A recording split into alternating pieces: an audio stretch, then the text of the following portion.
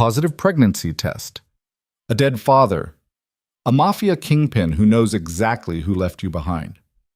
Vivian Mercer thought her life had collapsed the moment she saw those two pink lines in Romano's dirty bathroom. She was wrong. The real collapse started when Damian Moretti walked through the door and recognized the name of the man who had abandoned her. The same man who had stolen millions from him before vanishing. The same man Damian had already killed. Now she's carrying a dead thief's child. Rival crime families are hunting for revenge. And the most dangerous man in Manhattan just offered her protection that feels more like possession. This is a story about survival, obsession, and what happens when a desperate woman makes a deal with the devil. If you're watching from your city right now, drop a comment below telling me where you're from. I want to see how far this story travels. Hit that like button and stay until the end. Because what starts as protection becomes something far more dangerous than either of them expected. Rain didn't fall in Manhattan. It attacked. It hammered against glass and concrete with the kind of violence that made everything below feel temporary, like the city itself might dissolve if the storm decided to push just a little harder. Vivian Mercer stood behind the polished marble counter at Romano's, her black uniform soaked from the walk to work, her fingers pruned from washing endless dishes in scalding water that never quite got hot enough to feel clean. She was invisible here. That was the point. Romano's catered to the kind of people who spent more on a single bottle of wine than Vivian earned in a month. They never looked at her, not really. She was part of the scenery, like the imported marble or the gold-trimmed mirrors or the crystal chandeliers that threw fractured light across tables where deals were made and secrets were traded like currency. 24 years old, and Vivian had perfected the art of disappearing. Head down, mouth shut, move quickly, efficiently, without drawing attention. It was the only way girls like her survived in places like this. But tonight, invisibility wasn't enough. Her hand trembled as she reached into her apron pocket for the third time in an hour, fingers brushing against the plastic stick she'd hidden there. She didn't need to look at it again. She'd memorized every detail in the bathroom 20 minutes earlier. The two pink lines that had appeared like a death sentence, stark and undeniable against the white background. Pregnant. She wanted to laugh, or scream, or collapse right there on the floor and let someone else clean up the mess her life had become. Instead, she picked up another tray of dirty glasses and carried them toward the kitchen, her legs moving on autopilot while her brain spiraled into panic. The father was gone, vanished, disappeared 3 months ago, without a word, without a trace, without even the courtesy of a goddamn text message. Marcus Chen. Charming, smooth-talking Marcus with his expensive suits and easy smile, and promises that had sounded so real in the dark. He told her he was a consultant, international business, big deals, bigger money. Vivian had been stupid enough to believe him because she'd wanted to believe that someone like him could actually want someone like her. She'd been wrong. Marcus had used her the way men like him always used girls like her, as something convenient, forgettable, disposable. And now she was carrying his child with no way to reach him, no way to make him take responsibility, no way to do anything except survive the next 9 months and figure out how to raise a baby while sleeping on her friend Sarah's couch and living off tips that barely covered subway fare. The tray slipped from her hands. Glass shattered against the marble floor, the sound cutting through the restaurant's carefully curated ambiance like a scream. Conversation stopped. Heads turned. Vivian dropped to her knees, her face burning with humiliation as she started gathering the broken pieces with shaking fingers. Jesus Christ, Vivian. Marco, the floor manager, appeared above her, his face tight with irritation. That's the second tray this week. I'm sorry, I'm so sorry. I'll just clean it up and get back to work. We've got a VIP arriving in 10 minutes, and I need you in the private lounge. Vivian nodded, not trusting herself to speak. She finished collecting the glass, her hands moving mechanically, while her mind screamed at her to hold it together, just hold it together for a few more hours until her shift ended and she could fall apart in private. She dumped the broken glass in the trash, washed her hands until the skin turned red, and made her way toward the private lounge, a separate section of Romano's reserved for clients who valued discretion above everything else. The lounge was elegant in a way that felt oppressive. Dark wood paneling, leather chairs that probably cost more than Vivian's entire existence, dim lighting that cast shadows across walls lined with bottles of liquor so expensive they were kept behind locked glass. Vivian had cleaned this room 100 times. She knew every surface, every corner, every place where the city's elite spilled their secrets and their wine with equal carelessness. Usually the space felt empty even when it was full. Just another room, just another shift. Tonight felt different. The air carried a tension Vivian couldn't name, like the atmosphere before a thunderstorm when everything goes still and waiting. She moved through the room quickly, checking glasses, straightening chairs, making sure everything was perfect before the VIP arrived. She was wiping down the bar when Marco's voice crackled through her earpiece. "He's here. Moretti just walked in. Everyone stays sharp, stays professional, and for God's sake, nobody screws up tonight." Moretti. The name landed in Vivian's chest like a stone dropping into dark water. She'd heard it whispered before, always in tones that mixed fear with respect, always followed by silence, as if speaking the name too loudly might summon something dangerous. She'd never seen him, never wanted to. People like Damian Moretti existed in a different world from people like her, and Vivian had learned young that crossing those invisible lines led to nothing but pain. She finished with the bar and moved toward the door, ready to make herself invisible again. But she was too slow. The door opened, and he walked in. Damian Moretti didn't enter a room. He claimed it. Tall, broad-shouldered, dressed in a black suit that fit him like violence wrapped in expensive fabric.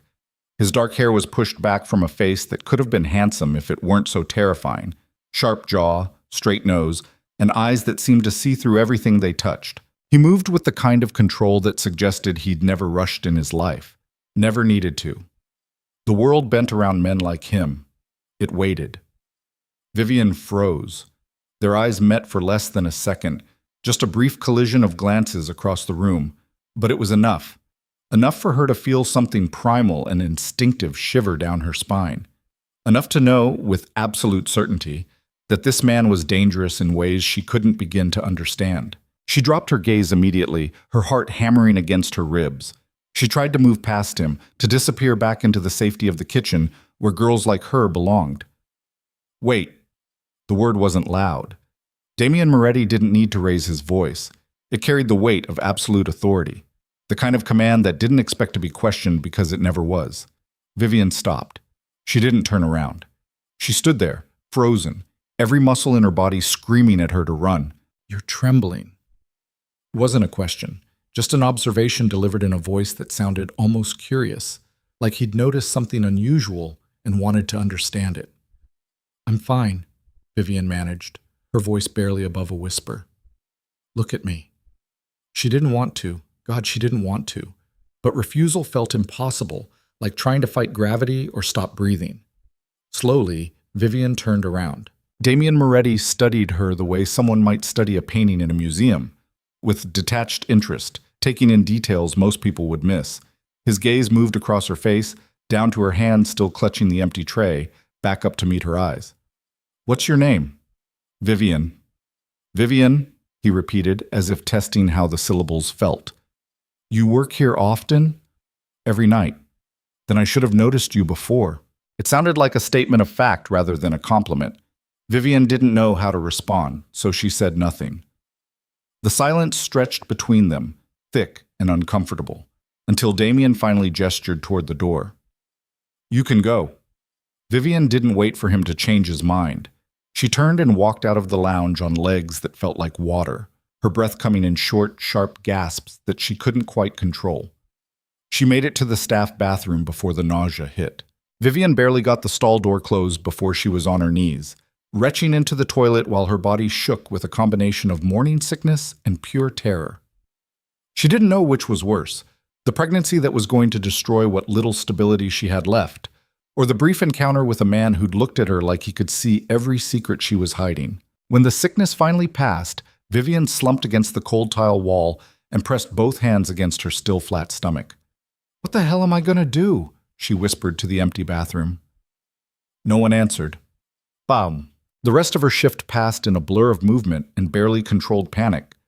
Vivian kept her head down, avoided the private lounge, and tried not to think about the pregnancy test still hidden in her apron or the way Damian Moretti's eyes had stripped her bare in less than 30 seconds.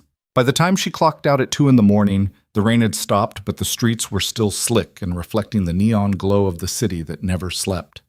Vivian pulled her thin jacket tighter and started the long walk towards Sarah's apartment in Brooklyn. She couldn't afford the subway anymore. Not with a baby coming, not with rent she couldn't pay, and a future that looked like nothing but darkness. The streets were mostly empty at this hour, just the occasional taxi and the kind of people who lived in the margins between midnight and dawn. Vivian kept her pace quick, her keys threaded between her fingers like a makeshift weapon, her senses hyper-aware of every shadow and sound. She was 3 blocks from Sarah's building when she noticed the car, black, expensive, moving slowly down the street parallel to her path like a shark circling prey. Vivian's pulse spiked. She turned down a side street, walking faster now, her breath coming in quick white puffs in the cold air. The car followed. Vivian broke into a run. She made it half a block before the car pulled up beside her and the passenger window rolled down. A man leaned out, not threatening, but not friendly either. Professional, cold. "Miss Mercer, Mr. Moretti would like to speak with you." Vivian's blood turned to ice. "I don't know what you're talking about." "It's not a request." The back door opened. Vivian stood there, frozen between flight and the terrible understanding that running from men like Damian Moretti was pointless. They owned this city. They owned everything in it, including her, apparently. She got in the car. The interior was warm and smelled like leather and something expensive she couldn't name. Damian Moretti sat in the far corner, his face partially shadowed, his posture relaxed in a way that suggested he'd never doubted she would come. "Why are you following me?" Vivian demanded, trying to keep her voice steady even as her hand shook. "Because you're in trouble." "I don't know what—" "Marcus Chen." Damian's voice cut through her denial like a blade. "That's the name of the man who left you pregnant and disappeared." The words hit Vivian like a physical blow. She stared at Damian, her mind racing, trying to understand how he could possibly know. She'd told no one. No one except... "You mentioned his name tonight," Damian said calmly, "while you were in the bathroom. You were on the phone with someone. Sarah, I believe. The walls at Romano's are thinner than you think." Vivian's stomach dropped. She'd been so careful, so quiet, but apparently not quiet enough. "I don't understand why you care," she said, her voice barely above a whisper. Damian leaned forward, and for the first time Vivian saw something shift in his expression, something dark and dangerous that made her press back against the leather seat. "Marcus Chen stole $3 million from me 6 months ago. He disappeared before I could recover it. I've been looking for him ever since." Damian paused, his eyes locked on Vivian's. "I found him 2 weeks ago." "Where is he?" "Dead." The word dropped between them like a stone into still water, sending ripples of implication that Vivian couldn't fully process. Dead. Marcus was dead. The father of her child was dead, and the man sitting across from her had probably been the one to kill him. "I don't—" Vivian's voice cracked. "I don't have anything to do with what he stole. I didn't even know "I know." Damian's voice was almost gentle now, which somehow made it worse. But his debts didn't die with him, and neither did the enemies he made. What does that mean? It means that when they find out you're carrying his child, they're going to come for you, not because you're guilty, but because you're leverage. Vivian felt the world tilt beneath her. Who's they? Azaz. Everyone Marcus owed money to. Everyone he crossed. Everyone who wants to send a message about what happens when you steal from them. Damian leaned back, his expression unreadable. "You have 2 options, Vivian. You can take your chances alone, knowing that sooner or later someone will find you and use you to settle Marcus's debts. Or you can accept my protection." "Why would you protect me?" "Because Marcus's mistakes are now your burden, and I don't leave loose ends. If someone comes after you, it reflects poorly on my ability to control my territory, and I don't tolerate that kind of disrespect." It was the coldest offer of help Vivian had ever heard. Not kindness, not compassion, just cold calculation dressed up as protection. "What do you want in return?" Vivian asked, because she'd learned young that nothing in this world was free. "You move into a building I own. You stay under my protection. And publicly, you become associated with me. People need to believe you're under my care. That touching you means touching my interests. That's the only thing that will keep you safe." You want me to pretend to be your girlfriend. I want you to survive, Damien corrected. What people assume about our relationship is irrelevant as long as it serves that purpose. Vivian stared at him, her mind racing through options she didn't have. She could refuse, walk away, pretend this conversation never happened. But the truth was already written in the tension in Damien's jaw, in the careful way he watched her, in the reality of men like Marcus and the enemies he'd left behind. She was already in danger. Damien was just offering her a way to survive it.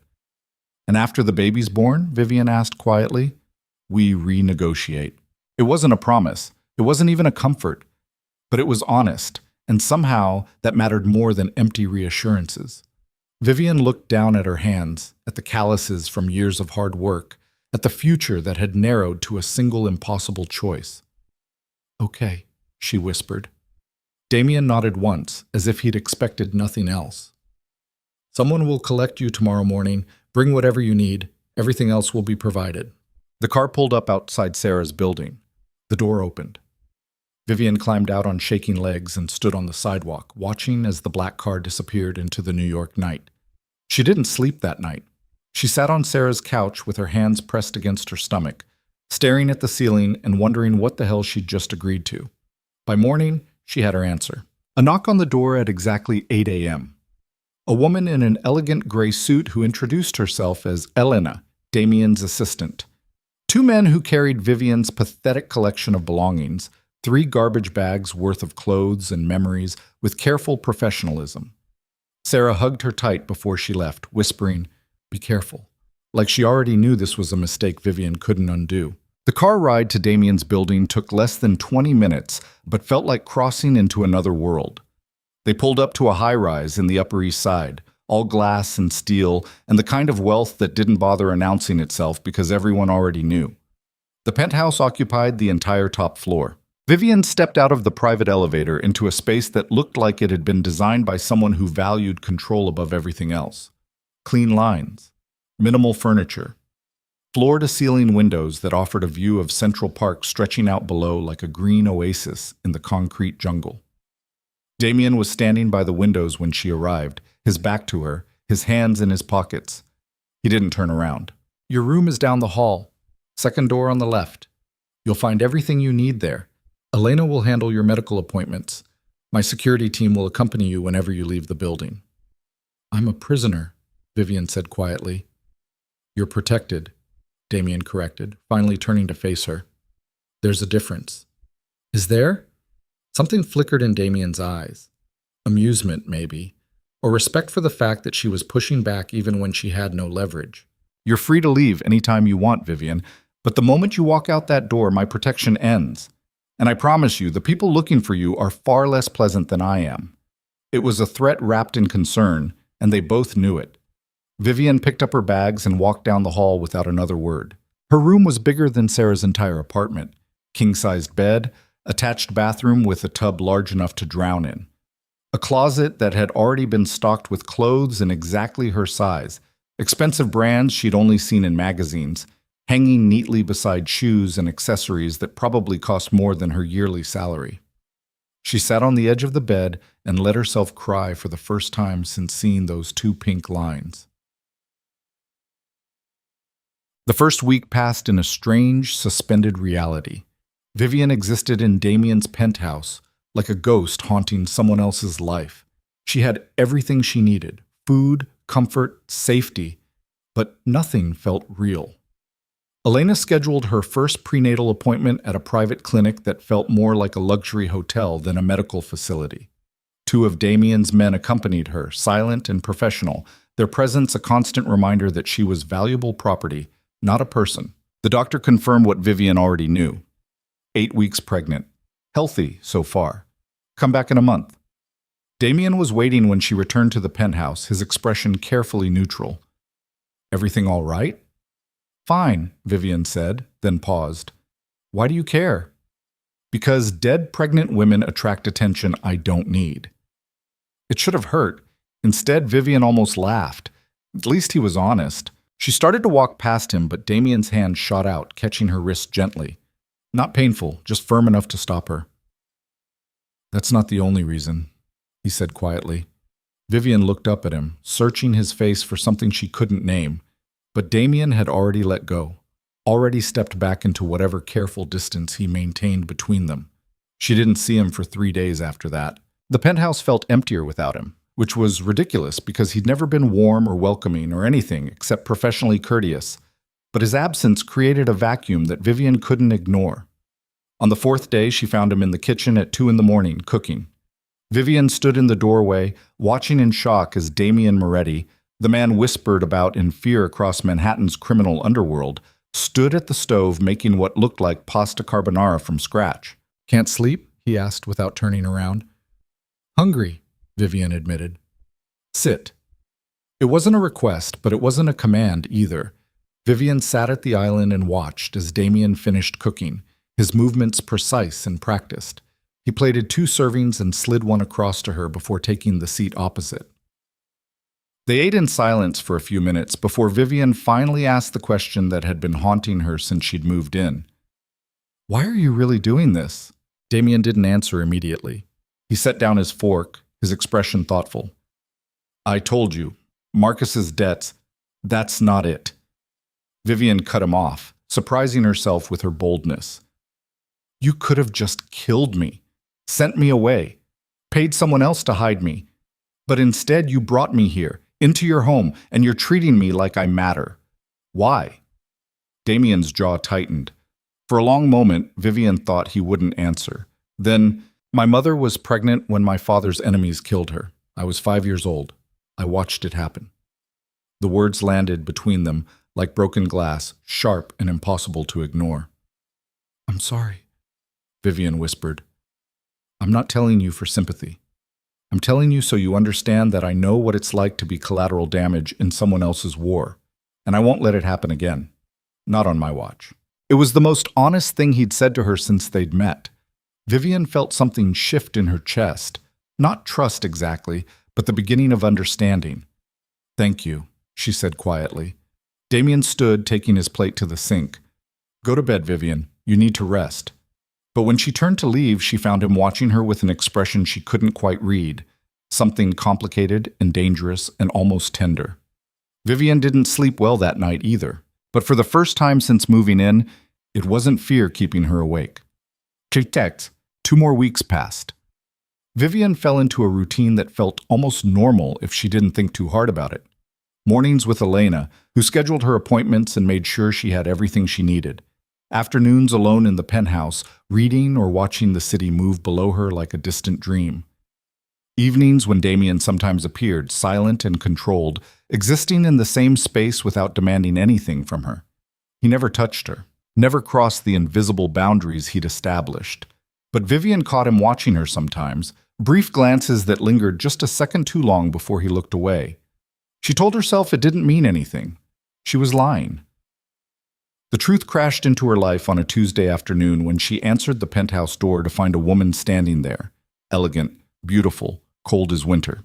"You must be the charity case," the woman said, her smile sharp enough to cut. "I'm Isabella, Damien's fiancé." The word hit Vivian like a fist to the stomach. Fiancé. Damien had a fiancé. Of course he did. Men like him didn't stay single. They made arrangements, built alliances, married strategically. And here Vivian was, the pregnant nobody living in his penthouse like some kind of kept woman, stupid enough to think the midnight conversations and careful glances might mean something beyond obligation. "He didn't tell you?" Isabella's smile widened. How typically Damien, always so careful with his secrets. Before Vivian could respond, Damien's voice cut through the tension. "Isabella, you weren't invited."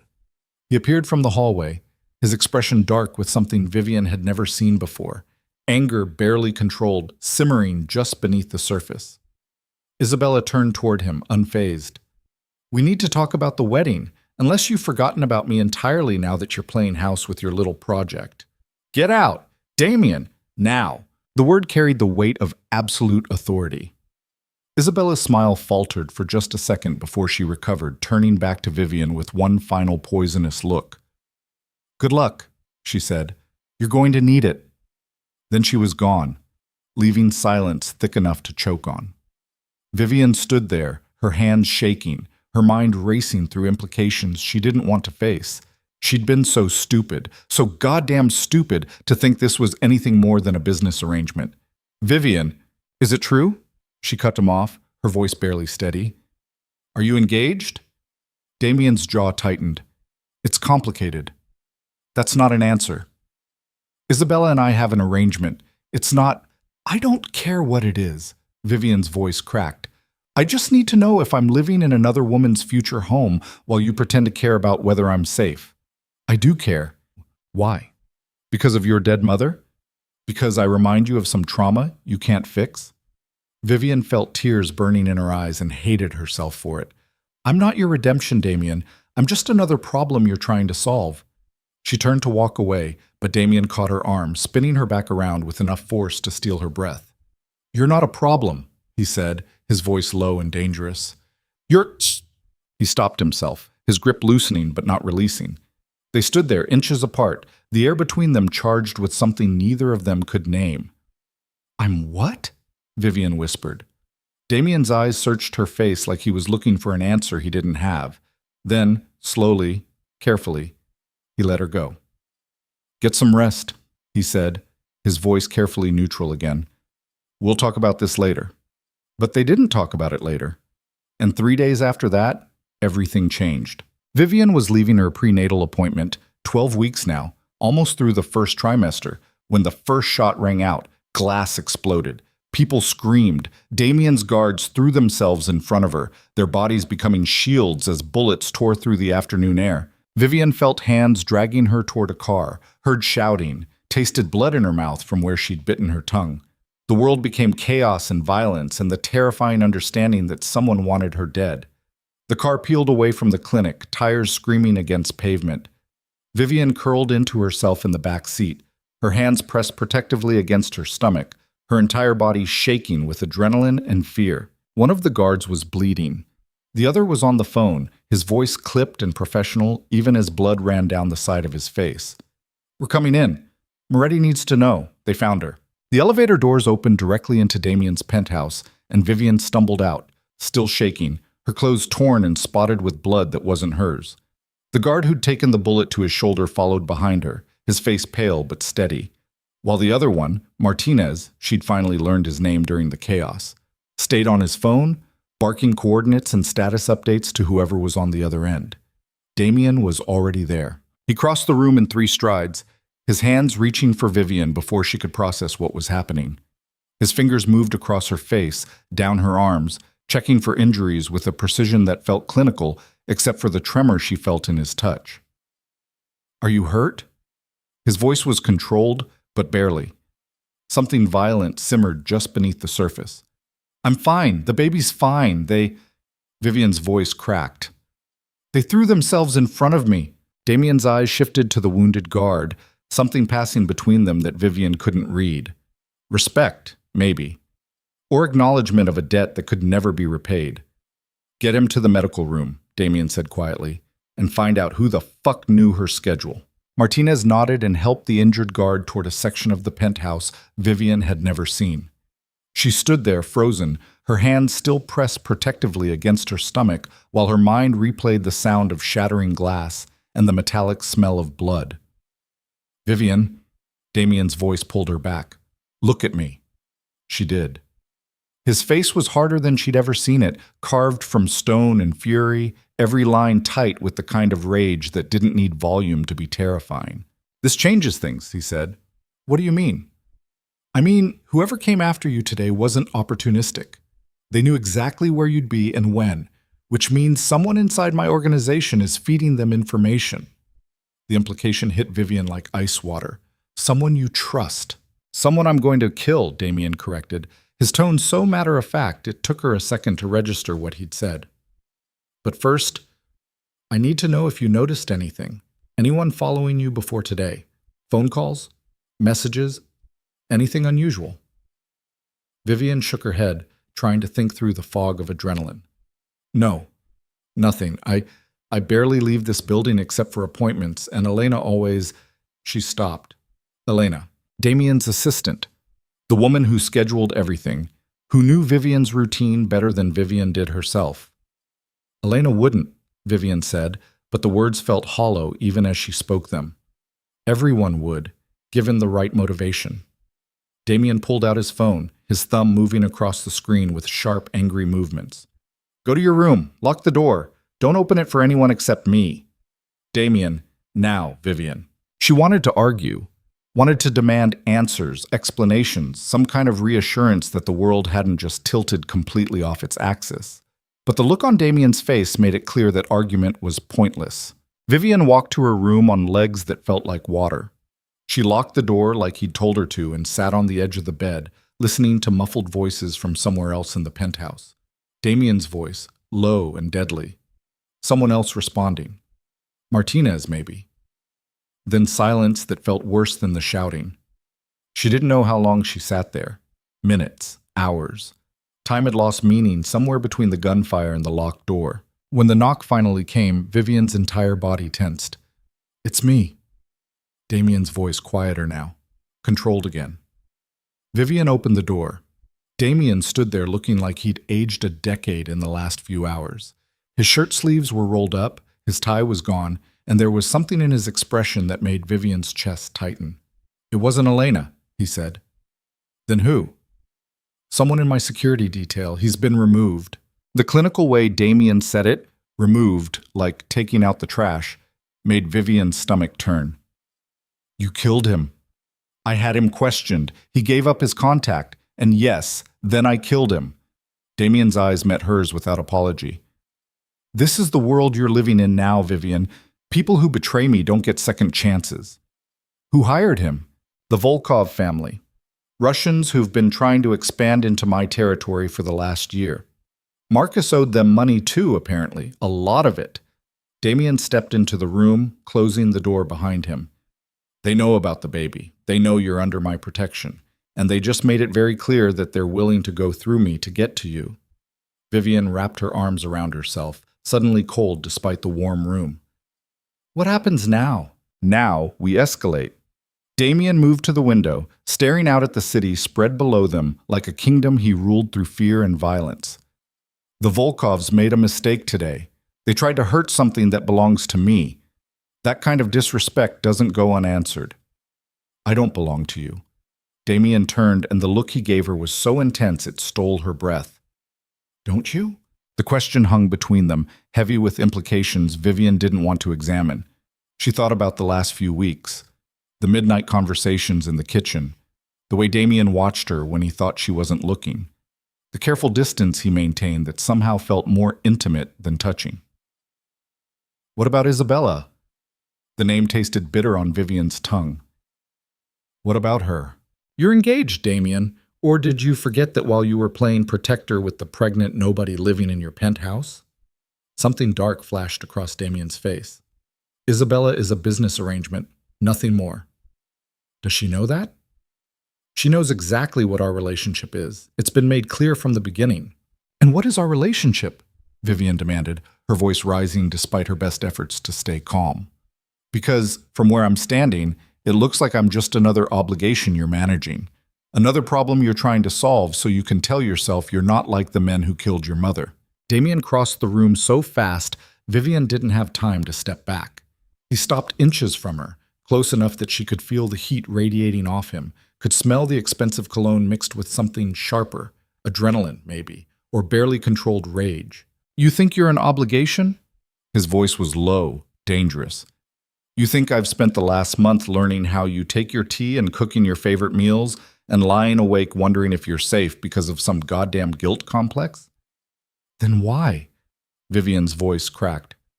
Why do you care? Because I can't fucking stop. The words came out raw, stripped of the careful control Damien usually maintained. He reached up, his hand hovering near Vivian's face, but not quite touching, like he was afraid of what would happen if he crossed that line. I told myself this was about protection, he continued, his jaw tight. About making sure Marcus's mistakes didn't destroy an innocent woman. But that's not why I cook for you at 2 a.m. It's not why I check on you when I think you're sleeping. And it's sure as hell not why the thought of losing you today made me want to burn this entire city to the ground. Vivian's breath caught. Damien, I know I have no right to feel this way. I know you didn't ask for any of this. But I need you to understand that you're not an obligation, Vivian. You're the only thing in my life that feels real. Before Vivian could respond, before she could process what he'd just confessed, Damien's phone rang. He pulled back, his expression shuddering closed again as he answered. What? A pause. His face went dark. When? Where? He hung up without saying goodbye. What happened? Vivian asked. The Volkovs just hit one of my warehouses, killed 3 of my men. Damien's voice was cold again, controlled, but Vivian could see the violence building behind his eyes. This is war now. What are you going to do? What I always do. He moved toward the door, then stopped, turning back to her. Stay in this room. Don't open the door for anyone except Martinez. He's the only one I trust completely right now. How long will you be gone? As long as it takes. Then he was gone, and Vivian was alone with the echo of his confession still ringing in her ears. 3 days passed. 3 days where Vivian existed in a strange suspended reality, locked in the penthouse, while the city outside erupted into violence she couldn't see, but could feel in every news report Martinez allowed her to watch. Warehouse fire in Queens, cause unknown. 3 bodies found in the East River, gang-related. Federal investigation into organized crime intensifies. The news anchors talked about it like it was abstract. Statistics and speculation, violence happening to other people in other places. But Vivian knew the truth. She was watching Damien Moretti dismantle his enemies piece by piece, and every news report was another body added to a count that kept rising. Martinez brought her meals and medical updates, his presence a constant reminder that she was valuable property that needed protecting. He didn't talk much beyond the necessary updates, but Vivian caught him watching her sometimes with an expression that looked almost like pity. On the 4th day, Elena appeared. Vivian was in the kitchen, trying to distract herself by making tea, when she heard the elevator. She tensed, her hand automatically moving to the knife block on the counter, a ridiculous gesture, like she could actually defend herself if someone dangerous came through that door. But it was just Elena, looking tired and worried, carrying a tablet and wearing the same elegant gray suit she always wore. I need you to come with me, Elena said without preamble. Where's Damien? Handling business. But he asked me to bring you to the doctor. You're due for your 16-week checkup. Vivian hesitated. Damien had told her not to trust anyone except Martinez, but Elena had been nothing but professional since the day they'd met, and she did need to see the doctor. Martinez is coming too, Elena added, as if reading Vivian's hesitation. Full security detail. Damien's orders. 20 minutes later, Vivian was in the back of an armored car with Martinez on one side and Elena on the other, watching the city slide past through tinted windows. They took a different route to the clinic this time, and Vivian noticed Martinez watching the streets with an intensity that made her nervous. Is it always going to be like this? She asked quietly. Like what? Martinez didn't look at her, his eyes still scanning the surroundings. This paranoid, this violent. Yes. The bluntness of his answer was almost refreshing. No platitudes, no false comfort, just honesty. The appointment was quick and clinical. The doctor confirmed everything was progressing normally, asked the standard questions, and sent Vivian on her way with pamphlets about nutrition and prenatal vitamins and all the normal concerns of pregnancy that felt absurd given the circumstances. They were getting back into the car when Elena's phone rang. She answered, listened for a moment, then went very still. Understood, she said quietly, then hung up. What? Martinez demanded. Change of plans. We're not going back to the penthouse. Where are we going? The estate. Damien's orders. Martinez's jaw tightened, but he didn't argue. He gave the driver new coordinates and settled back into his seat with one hand resting on the weapon holstered at his side. Vivian felt her stomach drop. What's happening? The Volkovs hit another location, Elena said calmly, though Vivian could see the tension in her shoulders. Damien thinks they're planning something bigger. He wants you somewhere more secure. More secure than the penthouse? The estate has better defenses, and it's outside the city, harder to reach. The drive took over an hour, heading north out of Manhattan into areas Vivian had never seen. The landscape changed gradually, concrete giving way to trees, urban density replaced by sprawling properties hidden behind high walls and iron gates. The Moretti estate sat on 50 acres of carefully manicured grounds, surrounded by walls that looked more like fortifications than fences. Armed guards checked the car at 3 different checkpoints before they were finally allowed through. The house itself was massive, stone and glass and old-world elegance mixed with modern security. Vivian climbed out of the car on shaking legs, staring up at the building that looked more like a fortress than a home. "This way." Elena led her inside, through marble halls and past rooms filled with expensive furniture and the kind of art that belonged in museums. They climbed a wide staircase to the second floor, down a long corridor, finally stopping at a set of double doors. "This will be your room while you're here," Elena said, pushing open the doors to reveal a suite that was easily twice the size of Vivian's space at the penthouse. "Mr. Moretti will join you when he can. Until then, Martinez will be posted outside your door. If you need anything, just ask." Then she was gone, leaving Vivian alone in a gilded cage that felt even more isolating than the last one. Damien arrived just after midnight. Vivian was sitting by the window, unable to sleep, when she heard the door open. She turned to find him standing in the doorway, and her breath caught. He looked like he'd been through hell. His suit jacket was gone, his shirt was untucked and stained with something that might have been blood, and there was a cut above his left eyebrow that had been cleaned but not bandaged. But it was his eyes that made Vivian's chest tighten, empty and cold and so far removed from anything human that she barely recognized him. "Are you hurt?" she asked. "No." "You're bleeding." "It's not mine." The casual way he said it made Vivian's stomach turn. She stood, crossing the room toward him without thinking. "What happened?" "I told you, this is war." Damien's voice was flat, emotionless. "The Volkovs made their move. I made mine. It's done." "Done how?" "Their leadership is dead, their operations are burning, and anyone who worked for them now knows what happens when you come after what's mine." He finally looked at her, and something flickered in those cold eyes, something almost human. "You're safe now." "For how long?" "As long as I'm alive." It should have sounded like a comfort. Instead, it sounded like a promise carved from violence and blood. Vivian reached up, her fingers hovering near the cut above his eye. "Let me clean that." "It's fine." "Damien." She didn't move. "Let me help you." For a long moment she thought he'd refuse. Then he nodded once, following her into the attached bathroom where she found a first aid kit under the sink. Damien sat on the edge of the marble counter while Vivian stood between his knees, carefully cleaning the cut with antiseptic. He didn't flinch even though she knew it had to hurt. He just watched her, his dark eyes tracking every movement she made. "Why do you keep doing this?" he asked quietly. "Doing what?" "Caring. I've given you every reason to be terrified of me, to hate me. But you're standing here cleaning my wounds like I'm worth saving." Vivian paused, the cotton swab still pressed against his forehead. "Maybe you are. You don't know what I've done tonight." "I can guess." "And it doesn't bother you?" Vivian pulled back, meeting his eyes. "It should, but honestly, after everything I've seen, everything I've survived, I'm running out of moral high ground to stand on. You kill people who threaten your family. My baby's father stole from you, and God knows how many others, before getting himself killed. I'm carrying a child conceived from lies, living under the protection of a man the whole city fears. So no, Damien, your violence doesn't bother me as much as it probably should." "That's not a good thing, Vivian." "I know."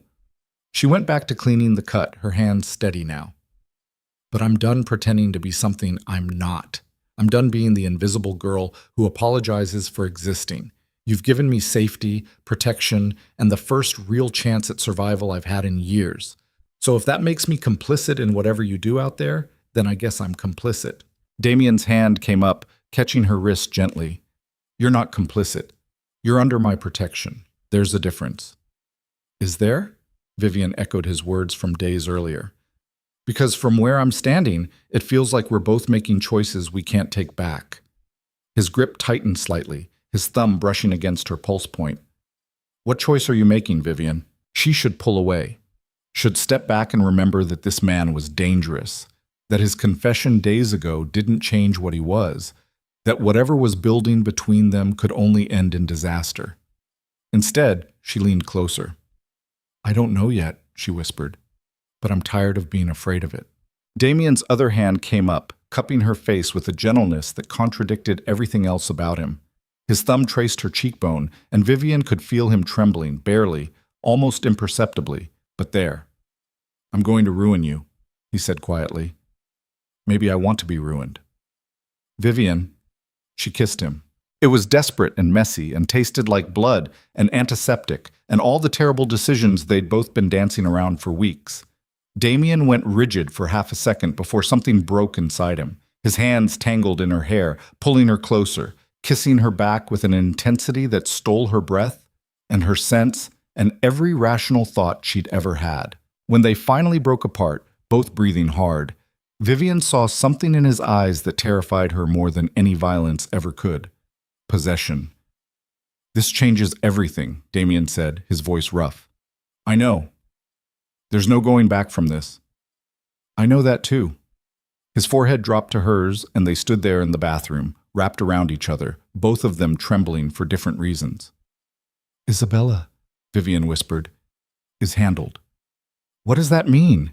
"It means I ended our arrangement 3 days ago. The moment I realized I couldn't go through with marrying her while you were living in my home, carrying a child I was already starting to think of as mine." The confession should have shocked her. Instead, Vivian just felt tired. "You should have told me. I'm telling you now." Damien pulled back enough to look at her. "I know this is insane.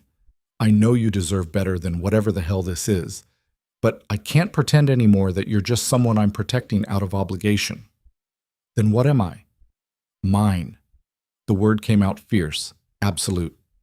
"If you'll have me." It was the worst proposal Vivian had ever heard. No romance, no promises of forever, just raw possession and the terrifying honesty of a man who'd never learned how to be gentle. She should say no. Should run as far and as fast as she could from the inevitable disaster this would become. "Okay," she said instead. Damien kissed her again, slower this time, like he was memorizing the taste of her. When he finally pulled away, he rested one hand against her stomach, his palm warm through the thin fabric of her shirt. "This baby," he said quietly, "I know it's not mine, but I want to be its father, if you'll let me." Vivian felt tears burning in her eyes. "Why?" "Because I fell in love with both of you, somewhere between the midnight cooking and the terror of almost losing you. And I don't know how to stop." She should tell him he was crazy, that love didn't work like this, that they barely knew each other beyond the violence and protection and desperate circumstances that had thrown them together. Instead, she covered his hand with hers and whispered, "Then don't stop." They didn't sleep that night. Damien carried Vivian to the bed and they lay tangled together, talking in whispers about everything and nothing. He told her about growing up in this house, about watching his father build an empire from violence and fear, about the day he'd taken over and promised himself he'd be different, even though he knew he never would be. Vivian told him about her parents dying when she was 16, about the foster homes and the streets, and the desperate scramble to survive that had led her to Romano's and Marcus, and the pregnancy that had changed everything. When dawn started filtering through the windows, painting everything in shades of gray and gold, Damien pulled her closer and pressed a kiss to her forehead. "I need you to understand something," he said quietly. "The life I live, it's dangerous, violent. There will always be people trying to hurt me by hurting the things I care about, and now that includes you and this baby. I know. I'm going to do everything in my power to keep you safe, but I need you to promise me something." "What?" "If anything happens to me, if I don't come home one day, I need you to take the baby and disappear. There's money set aside, documents. Elena knows where everything is. Promise me you'll run and never look back." Vivian's chest tightened. "Nothing's going to happen to you." "Promise me, Vivian." She wanted to argue, wanted to tell him that thinking like that was inviting disaster, but the look in his eyes made it clear this wasn't negotiable. "I promise," she whispered. Damien nodded, seemingly satisfied. Then he stood, pulling on his shirt, transforming back into the controlled, dangerous man the world knew. "I have business to handle today," he said. "Martinez will stay with you. Don't leave the estate." "When will you be back?"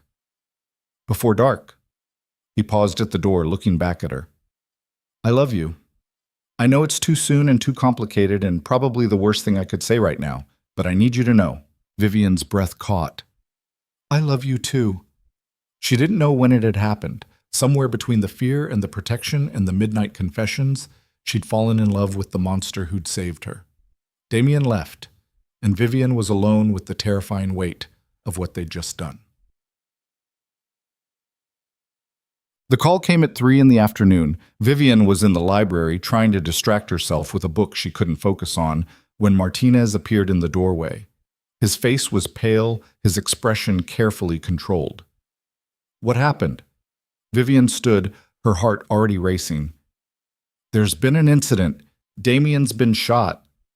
The world tilted. Is he? He's alive, but it's bad. They're bringing him back here now. Vivian didn't remember moving. One second she was in the library, the next she was running through the halls toward the front entrance. Martinez calling after her, but not stopping her. She burst through the main doors just as an SUV pulled up, tires screeching against gravel. Men jumped out, carrying someone between them, and Vivian's breath stopped completely. Damien, unconscious, covered in blood, his face gray beneath the crimson. Get the doctor, someone was shouting. Now!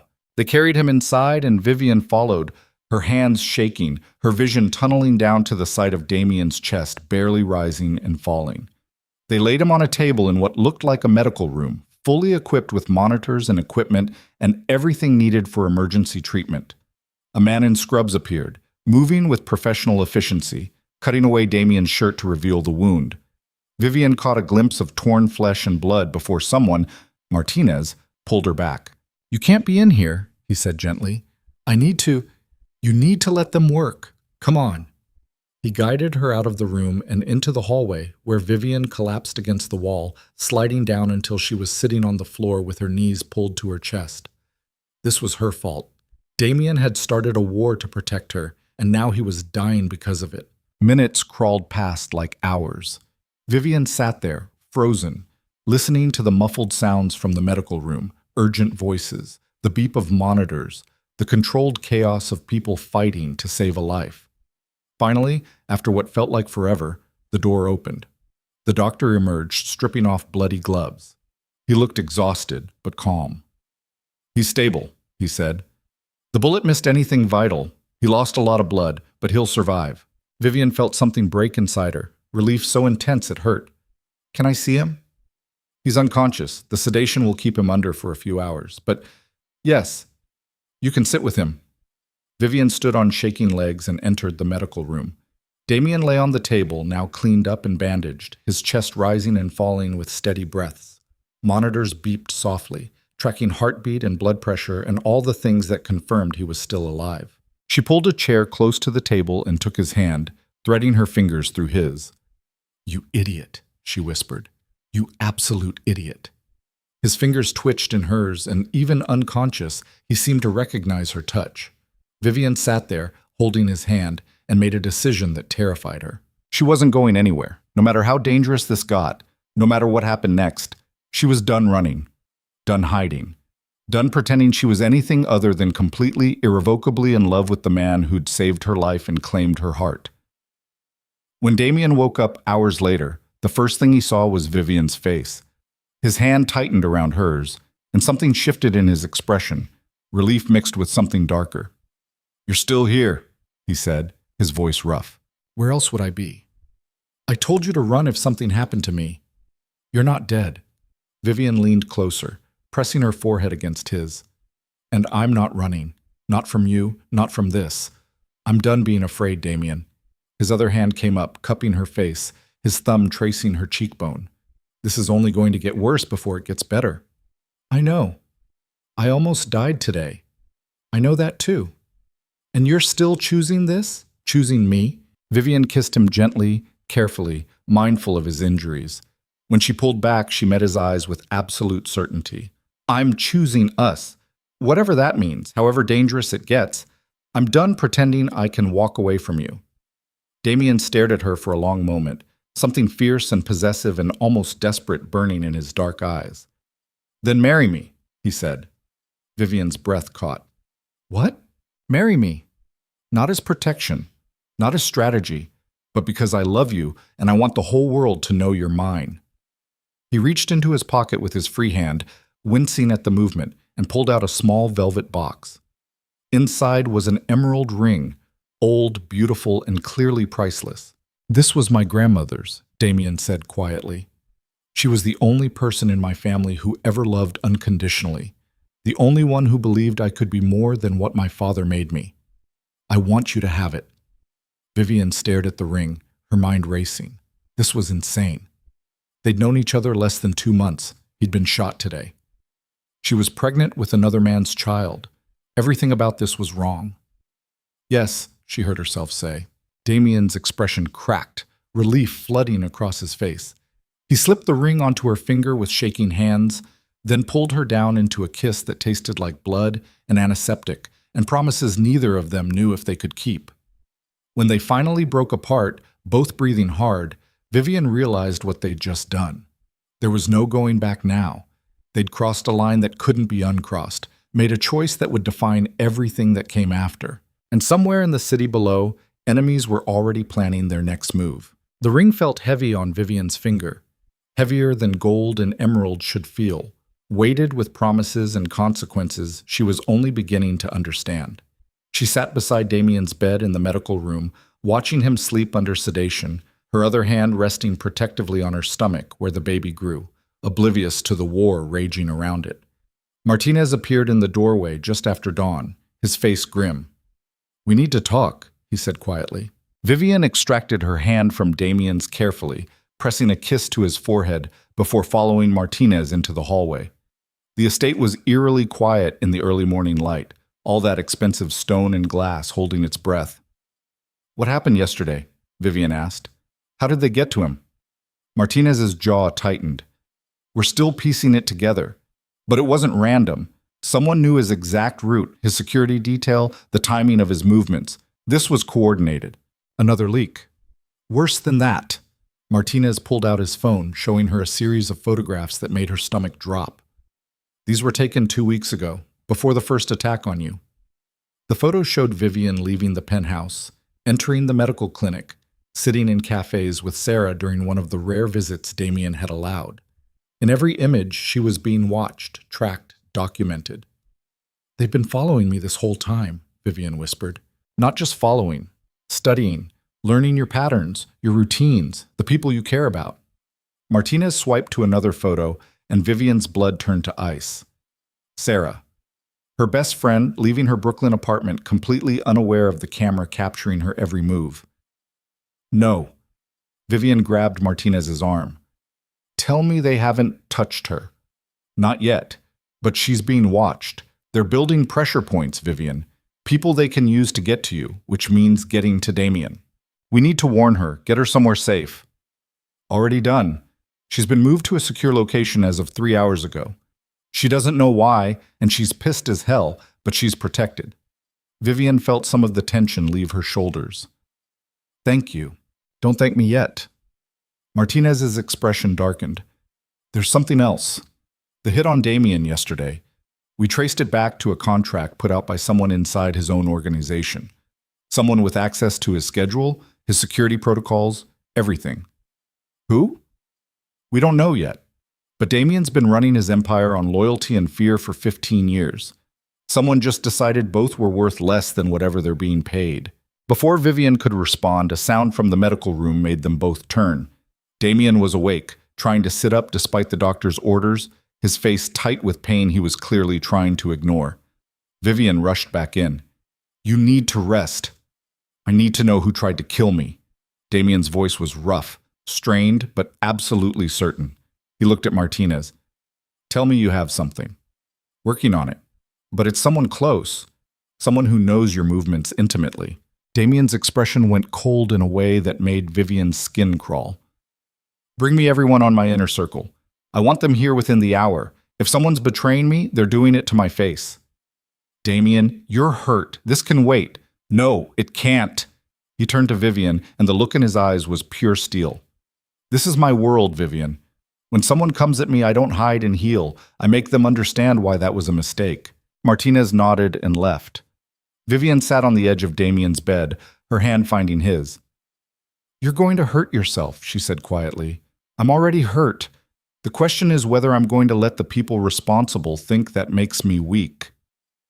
He brought her hand to his lips, pressing a kiss to her knuckles just below the emerald ring. You shouldn't be here for this. What I'm about to do, I told you I'm not running. That includes the ugly parts. This goes beyond ugly, Vivian. When I find out who betrayed me, I'm going to make them suffer in ways you can't imagine. I know. And that doesn't scare you? Vivian thought about the girl she'd been 2 months ago, invisible, powerless, terrified of her own shadow. That girl would have run screaming from what Damien was describing, but she wasn't that girl anymore. What scares me is losing you, she said. Everything else, I can live with. They came within the hour, just like Damien had ordered. 7 men and 2 women, all of them key players in Damien's organization, all of them powerful and dangerous in their own right. Vivian watched from the corner of the estate's main conference room as they filed in, their expressions ranging from concern to carefully neutral. Damien sat at the head of the table, his shirt hiding the bandages wrapped around his torso, his face betraying nothing of the pain he must be feeling.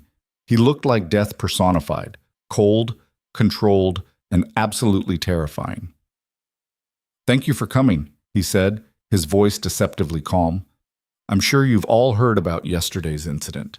Someone put a bullet in me, someone who knew exactly where I'd be and when. The room went very still. Now, I know what you're all thinking, Damien continued. Damien's been at war with the Volkovs. Obviously it was them, and you'd be right. The shooter was a Volkov contractor. But here's the interesting part. He nodded to Martinez, who placed a folder on the table and slid it toward the center. That contractor was hired 3 weeks ago, before the Volkovs made their first move against Vivian, before we had any reason to be at war, which means someone in this room decided I needed to die and reached out to my enemies to make it happen. The silence that followed was suffocating. Vivian watched faces around the table, trying to read reactions. Most looked shocked. A few looked angry. One, a thin man in his 50s named Vincent, went very pale. Damien saw it too. Vincent. The name came out soft, almost gentle. You've been with me for 12 years, ran my operations in Jersey, made me millions, so I'm going to give you one chance to explain why you sold me out. I didn't. Vincent's voice cracked. Damien, I swear, I would never. Don't lie to me. Damien's voice dropped to something barely above a whisper, and somehow that was more terrifying than shouting. We traced the payments back to an account in your wife's name. $500,000 deposited 2 days before the hit on Vivian. Another $1 million after I survived yesterday. Now either your wife is moonlighting as a contract killer, or you took the money and thought I wouldn't find out. Vincent stood so fast his chair fell backwards. It wasn't supposed to go like this. They said you'd never know. They said, who's they? I can't. Martinez moved faster than Vivian thought possible. 1 second Vincent was standing, the next he was face down on the conference table with Martinez's hand twisted in his hair and a gun pressed to his temple. Names, Damien said calmly. Now. The Volkovs approached me 6 months ago. Vincent's words came out in a panicked rush. They knew about your expansion plans. They knew you were vulnerable. They offered me a partnership, helped them take you down, and I'd run the territory under their protection. And you believed them. Damien's voice was flat with disgust. I believed you were getting soft. Ever since that girl showed up, you've been distracted, making mistakes. The old Damien Moretti would have killed her the second he found out she was connected to Marcus Chen. But instead, you moved her into your home, started a war over her, got shot protecting her. You're weak now, and everyone can see it. The words hung in the air like poison. Vivian felt every eye in the room shift to her. She wanted to disappear, to defend herself, to scream that she'd never asked for any of this. But before she could say anything, Damien spoke. You're right about one thing, Vincent. I did change when Vivian came into my life. I started caring about something beyond power and territory, and the endless fucking game of who can be more brutal. Damien stood slowly, moving around the table toward where Vincent was pinned. But you made a critical error in your analysis. You thought caring made me weak. It doesn't. It makes me absolutely fucking ruthless about protecting what's mine. He nodded to Martinez, who hauled Vincent upright. You're going to tell me every single person involved in this betrayal, Damien said. Every name, every plan, every detail the Volkovs shared with you. And then you're going to call them and tell them the hit succeeded, that I'm dead. Why would I do that? Because if you cooperate, your death will be quick. If you don't, I'll make sure your wife and daughter find out exactly what you did before I kill them in front of you. Vincent's face went gray. You wouldn't. Test me. Vivian watched the man crumble, saw the exact moment he understood that Damien wasn't bluffing. Vincent started talking, names and dates and details spilling out in a desperate cascade, and with each revelation, Vivian felt her understanding of the situation shift. This wasn't just about her anymore. The Volkovs had been planning this for months, building a network of betrayal inside Damien's organization, using Vivian as the trigger to start a war they'd already positioned themselves to win. Her appearance had simply accelerated a coup that was already in motion. When Vincent finally ran out of information, Damien looked at Martinez. Take him to the south wing. Make him comfortable. We'll need him for the next part of this. What's the next part? One of the other lieutenants asked carefully. The part where we turn their trap into ours. Damien's smile was cold and terrible. If the Volkovs think I'm dead, they'll move to consolidate power. They'll expose themselves, show us exactly where they've embedded their people. And when they do, we cut them all out at once. That's risky, another voice said. If word gets out that you're gone, it won't. Because the only people who know I'm alive are in this room, and anyone who leaks that information will pray for the kind of death I gave Vincent. The meeting ended quickly after that. The lieutenants filed out, all of them looking shaken, several casting nervous glances at Vivian as they passed. She was the catalyst, the variable that had changed everything, and they all knew it. When the room was finally empty except for Damien, Martinez, and Vivian, Damien sagged against the table, his face going pale with pain. You need to rest, Vivian said, moving to his side. I need to finish this. But he let her help him back toward the medical room, Martinez following close behind. The plan you just described, Vivian said quietly as they walked. How long will it take? A week, maybe 2. Depends on how fast the Volkovs move. And during that time, everyone thinks you're dead. Yes. Including Isabella. Damien stopped, turning to face her. I told you, Isabella and I know what you told me, but she was your fiancé for years, Damien.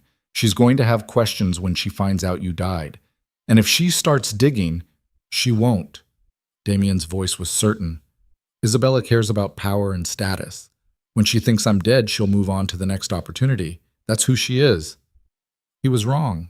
Vivian knew it with a certainty that made her stomach turn, but before she could argue, Martinez's phone buzzed. He checked it, and his expression went dark. We have a problem. What now? Elena's missing. She left the estate 3 hours ago for a supply run and never came back. Her car was found abandoned 2 blocks from the main gate. No sign of struggle, but she's gone. Damien went very still. The Volkovs? Unknown, but the timing's suspicious as hell. Vivian felt ice settle in her chest. Elena knew everything. Damien's schedule, his security protocols, his closest contacts. If the Volkovs had her, if they were forcing her to talk, find her, Damien said quietly, and find out who took her. I want answers by morning. They didn't get answers by morning. What they got instead was a video.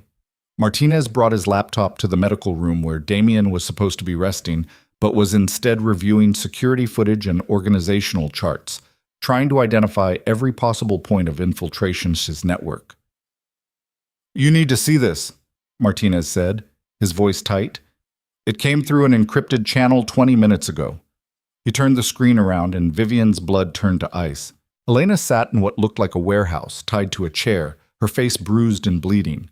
Behind her stood 3 men, their faces hidden by masks, their body language radiating controlled violence. Mr. Moretti.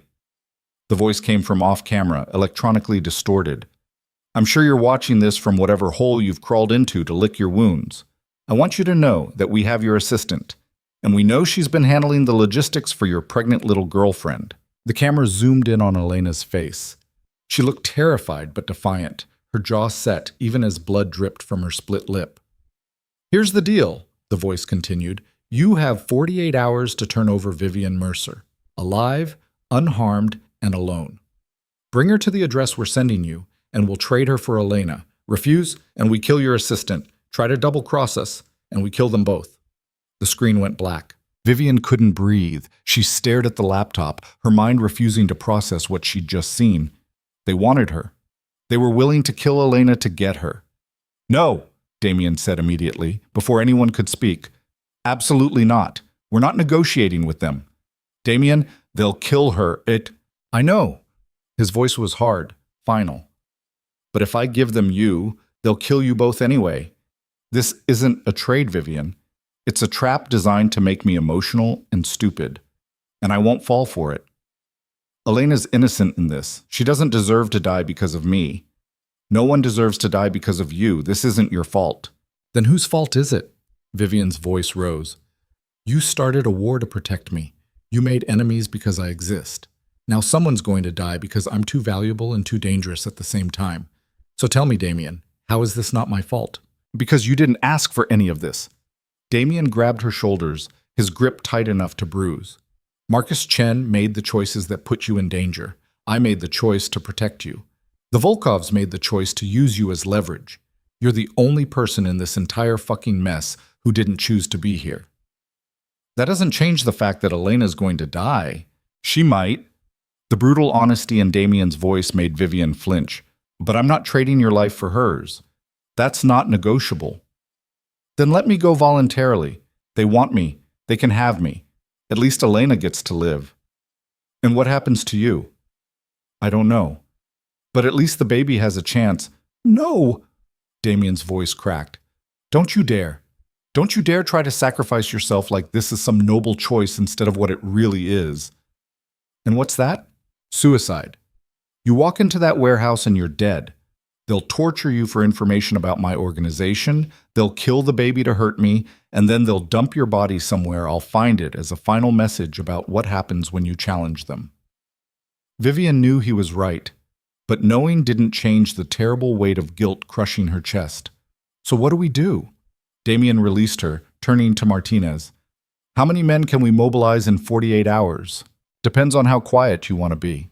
"I don't care about quiet anymore. I want overwhelming force. Every soldier we have, every weapon, every resource. If they want a war, we'll give them one they'll never forget." "What about Elena?" "We go in before the deadline, track their location, hit them hard and fast, extract Elena before they realize what's happening." "That's a lot of variables, boss. If anything goes wrong, then people die. But they're going to die anyway if we wait. At least this way we control the timing." Martinez nodded and left to make the arrangements. Vivian stood there, feeling helpless and useless, and so far out of her depth she could barely breathe.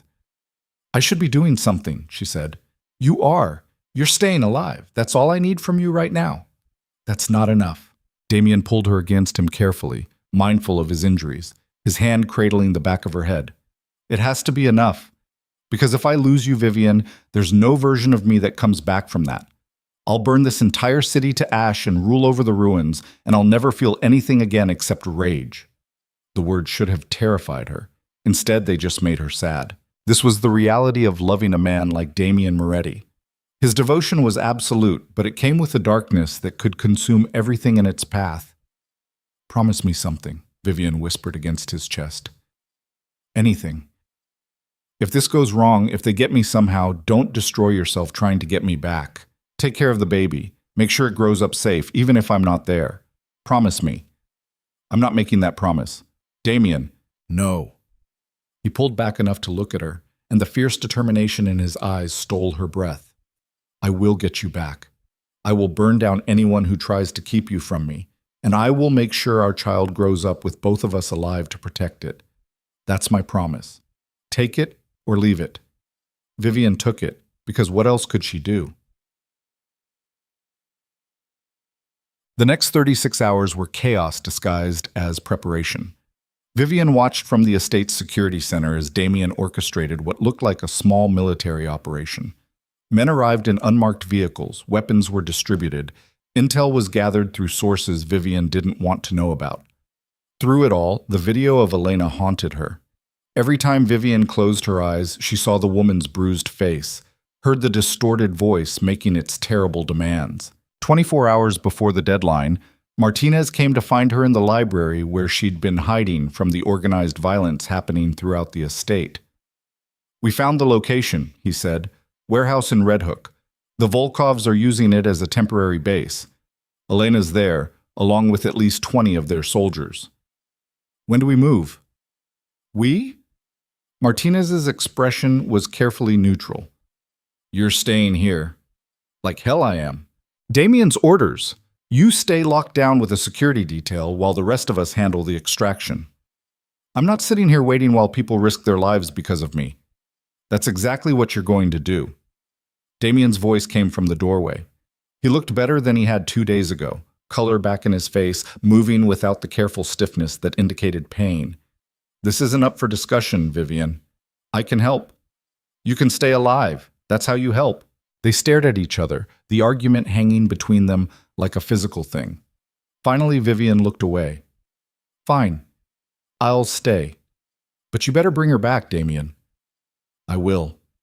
He crossed the room and kissed her, hard and desperate, and tasting like promises he might not be able to keep.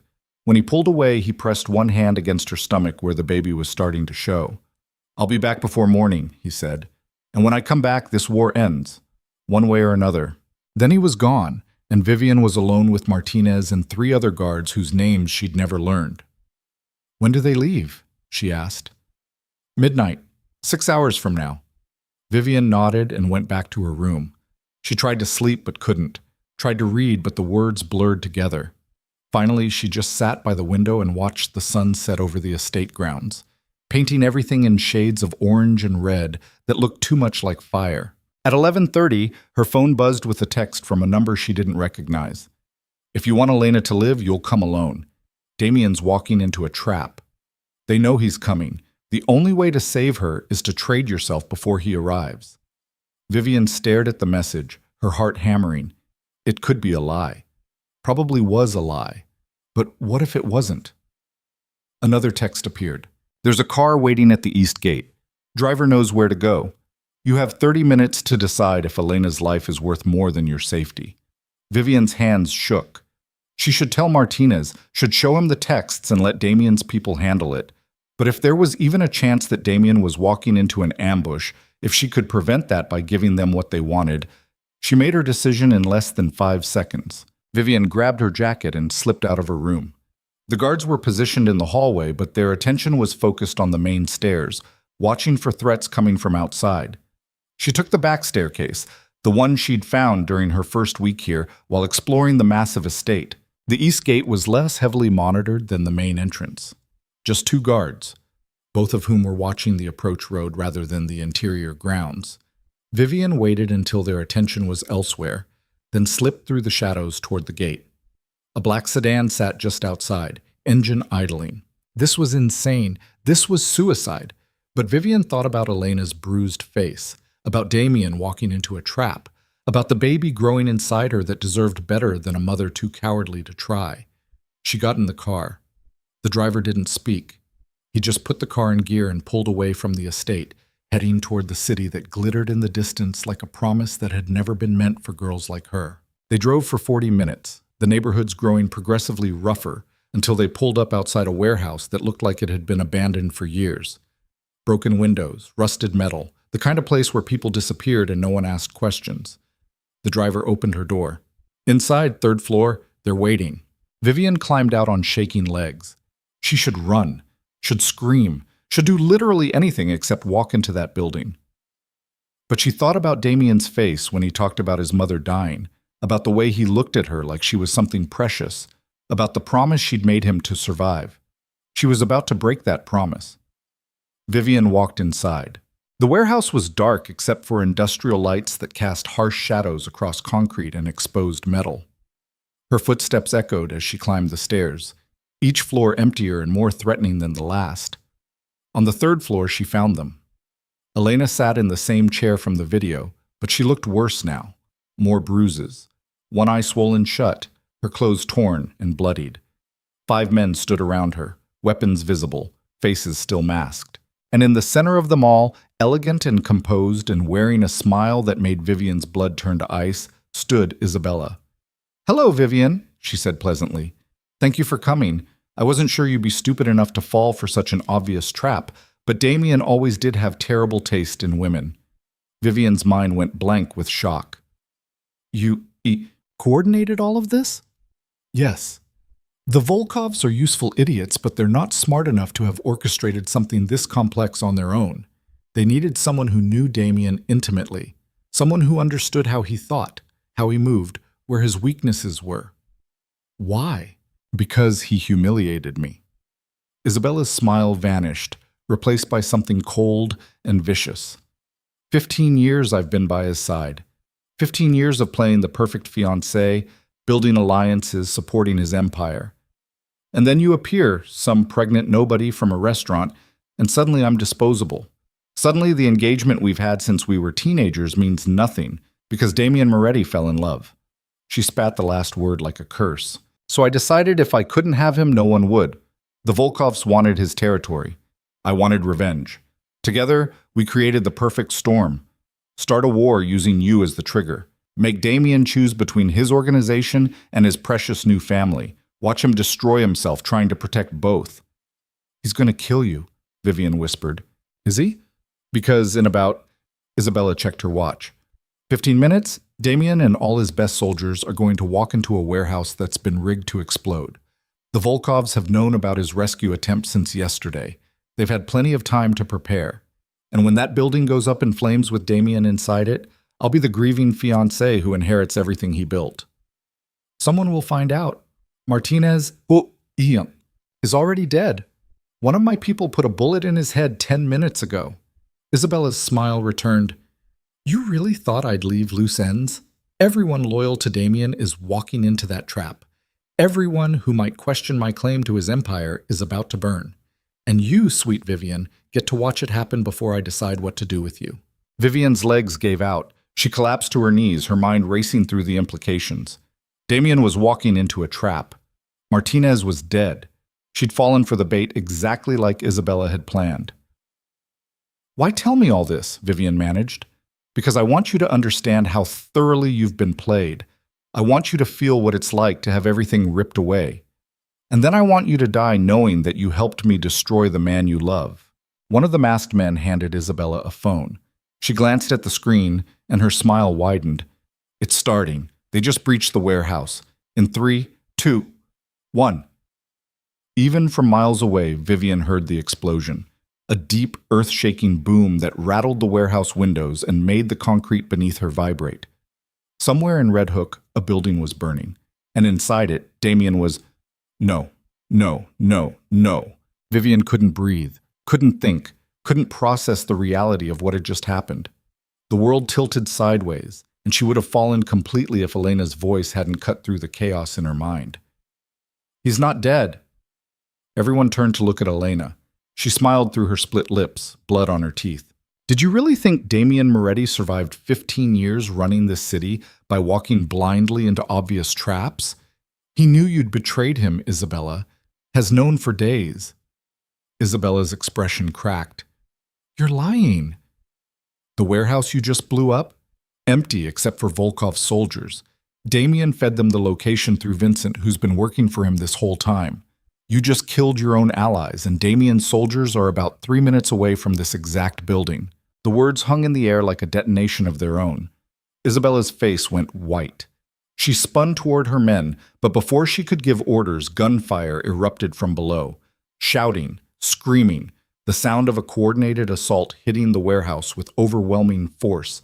Vivian scrambled to her feet and ran toward Elena, trying to untie her while Isabella's men rushed toward the stairs, weapons raised. Leave her! Isabella's voice was sharp with panic. She grabbed Vivian by the hair, yanking her back, pressing a gun to her temple. Everyone stops or I kill her right now! The shooting stopped. Footsteps on the stairs, measured and controlled. And then Damien walked onto the 3rd floor. He was covered in soot and blood, his clothes torn, a gun in each hand, and his eyes locked on Isabella with an expression of absolute murder. Behind him came at least 20 soldiers, all armed, all ready. Let her go, Damien said quietly. Or what? You'll kill me? You're going to do that anyway. Isabella's hand shook, the gun barrel pressing harder against Vivian's head. But if I'm dying, she's coming with me. Isabella. Damien's voice was almost gentle now. You made a good play. Really, you did. Using the Volkovs, turning Vincent, even faking Elena's kidnapping to draw Vivian out.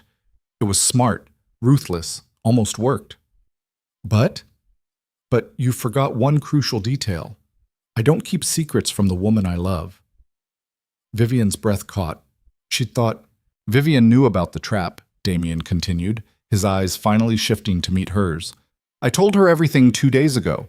How we'd discovered your betrayal, how we were setting up a countertrap, how we needed you to think you were winning so you'd expose everyone working with you. He was lying, covering for her stupidity, her impulsive decision to come here alone. But Vivian understood what he was doing, giving her an out, a story that made her look like part of the plan instead of the fool who'd almost ruined everything. She came here to confirm our suspicions, Damien said, and you just confessed to everything while my people recorded every word. One of the soldiers held up a phone, the recording light blinking. Isabella's expression crumbled. You're bluffing. Am I? Because in about 5 minutes, that recording is going to every family head in New York. They're going to hear how you collaborated with the Volkovs against another Italian family, how you killed your own people to seize power, and then they're going to vote unanimously to have you executed for violating every code we live by. I loved you, Isabella whispered. No, you didn't. You loved the power I could give you. There's a difference. Isabella's hand trembled. For a moment, Vivian thought she was going to pull the trigger anyway, take them both down out of spite and rage and wounded pride. Then the gun lowered. Isabella released Vivian, who stumbled toward Damien on shaking legs. He caught her with one arm, never taking his eyes off Isabella, his weapon still trained on her. Take her, he said to his soldiers, and find everyone who worked with her. I want names, locations, bank accounts, everything. They moved forward to grab Isabella, but before they could reach her, she smiled, cold and terrible and final. You think you won, she said to Damien, but you lost the moment you chose her over everything you built. Love made you weak, Damien, and weakness gets people killed in our world. Then she turned the gun on herself and pulled the trigger. The shot echoed through the warehouse like thunder. Vivian screamed. Damien pulled her against him, shielding her eyes, but it was too late. She'd seen Isabella fall, seen the blood, seen the terrible finality of a choice made out of pride and rage, and the refusal to be anything less than in control. Get Elena, Damien ordered, his voice tight. And sweep the building. I want to know who else was here tonight. His soldiers moved to obey. Damien held Vivian while she shook, while she cried, while the reality of everything that had just happened crashed over her in waves. I'm sorry, she whispered against his chest. I'm so sorry. I know what you thought, and we'll talk about it later. Right now, I just need you safe. They extracted Elena, who despite her injuries insisted on walking out under her own power. They found 4 more bodies in the warehouse. Isabella's personal security team, all dead from the assault, all complicit in the betrayal. By the time they made it back to the estate, dawn was breaking across the horizon, painting the sky in shades of pink and gold that seemed obscene given what they'd just survived. Damien carried Vivian to their room. Not the guest room where she'd been staying, but his own bedroom with its massive bed and floor-to-ceiling windows overlooking the grounds. Rest, he said, laying her down gently. I can't. Every time I close my eyes, I see. I know. He lay down beside her, pulling her against him carefully. But you're safe now. The Volkovs are destroyed. Isabella's dead. Everyone who wanted to hurt you is gone. What about the families? Isabella said they'll vote to support me. Isabella violated codes that go back generations. No one's going to question what happened tonight. Vivian wanted to believe him, but she'd seen too much, learned too much about the world he lived in to think it was ever truly over. Damien, she whispered, I need to tell you something. What? You were right about what Isabella said. Love has made you vulnerable, made you make choices you never would have made before, and I'm terrified that one day that's going to get you killed. Damien was quiet for a long moment. Then he pressed a kiss to her forehead. Maybe it will, he said, but I'd rather die loving you than live another 50 years as empty as I was before you walked into my life. That's not weakness, Vivian. That's the only thing that makes any of this worth surviving. And despite everything, despite the violence and the betrayal and the bodies they'd left behind, Vivian believed him. She fell asleep in Damien's arms while the sun rose over a city that had almost destroyed them both. Outside, in the grounds of the estate, Damien's soldiers worked to clean up the evidence of the night's violence. And somewhere in Manhattan, in the underground rooms where power was brokered and alliances were forged, word spread about what had happened to Isabella Marchetti and everyone who'd stood against Damien Moretti. The message was clear: touch what belonged to him and burn. Vivian woke to the sound of helicopters. The noise cut through her exhausted sleep like blades, low and thrumming and close enough to rattle the windows. She sat up fast, her hand automatically going to her stomach. 18 weeks now, the bump visible even through Damien's shirt she'd stolen to sleep in. Damien was already at the window, dressed in black tactical gear she'd never seen him wear before, a phone pressed to his ear. His posture was rigid, every muscle coiled tight, and even from across the room Vivian could feel the tension radiating off him like heat. "How many?" he said into the phone. A pause. "Jesus Christ, when?" He hung up and turned to face her, and the expression on his face made Vivian's blood turn cold. "Get dressed. Now. We're leaving." "What's happening?" "The families are moving against us." Damien crossed to a panel in the wall, pressed something, and it slid open to reveal an arsenal of weapons. He started pulling out guns, ammunition, body armor. Isabella's confession didn't matter. They're using it as an excuse to take me out and divide my territory. "You said they'd support you." "I was wrong." Damien's voice was clipped, controlled, but Vivian could hear the rage simmering beneath. They've been planning this since before Isabella died. The Volkovs were just the opening move. Now that they're gone, the other families are making their play.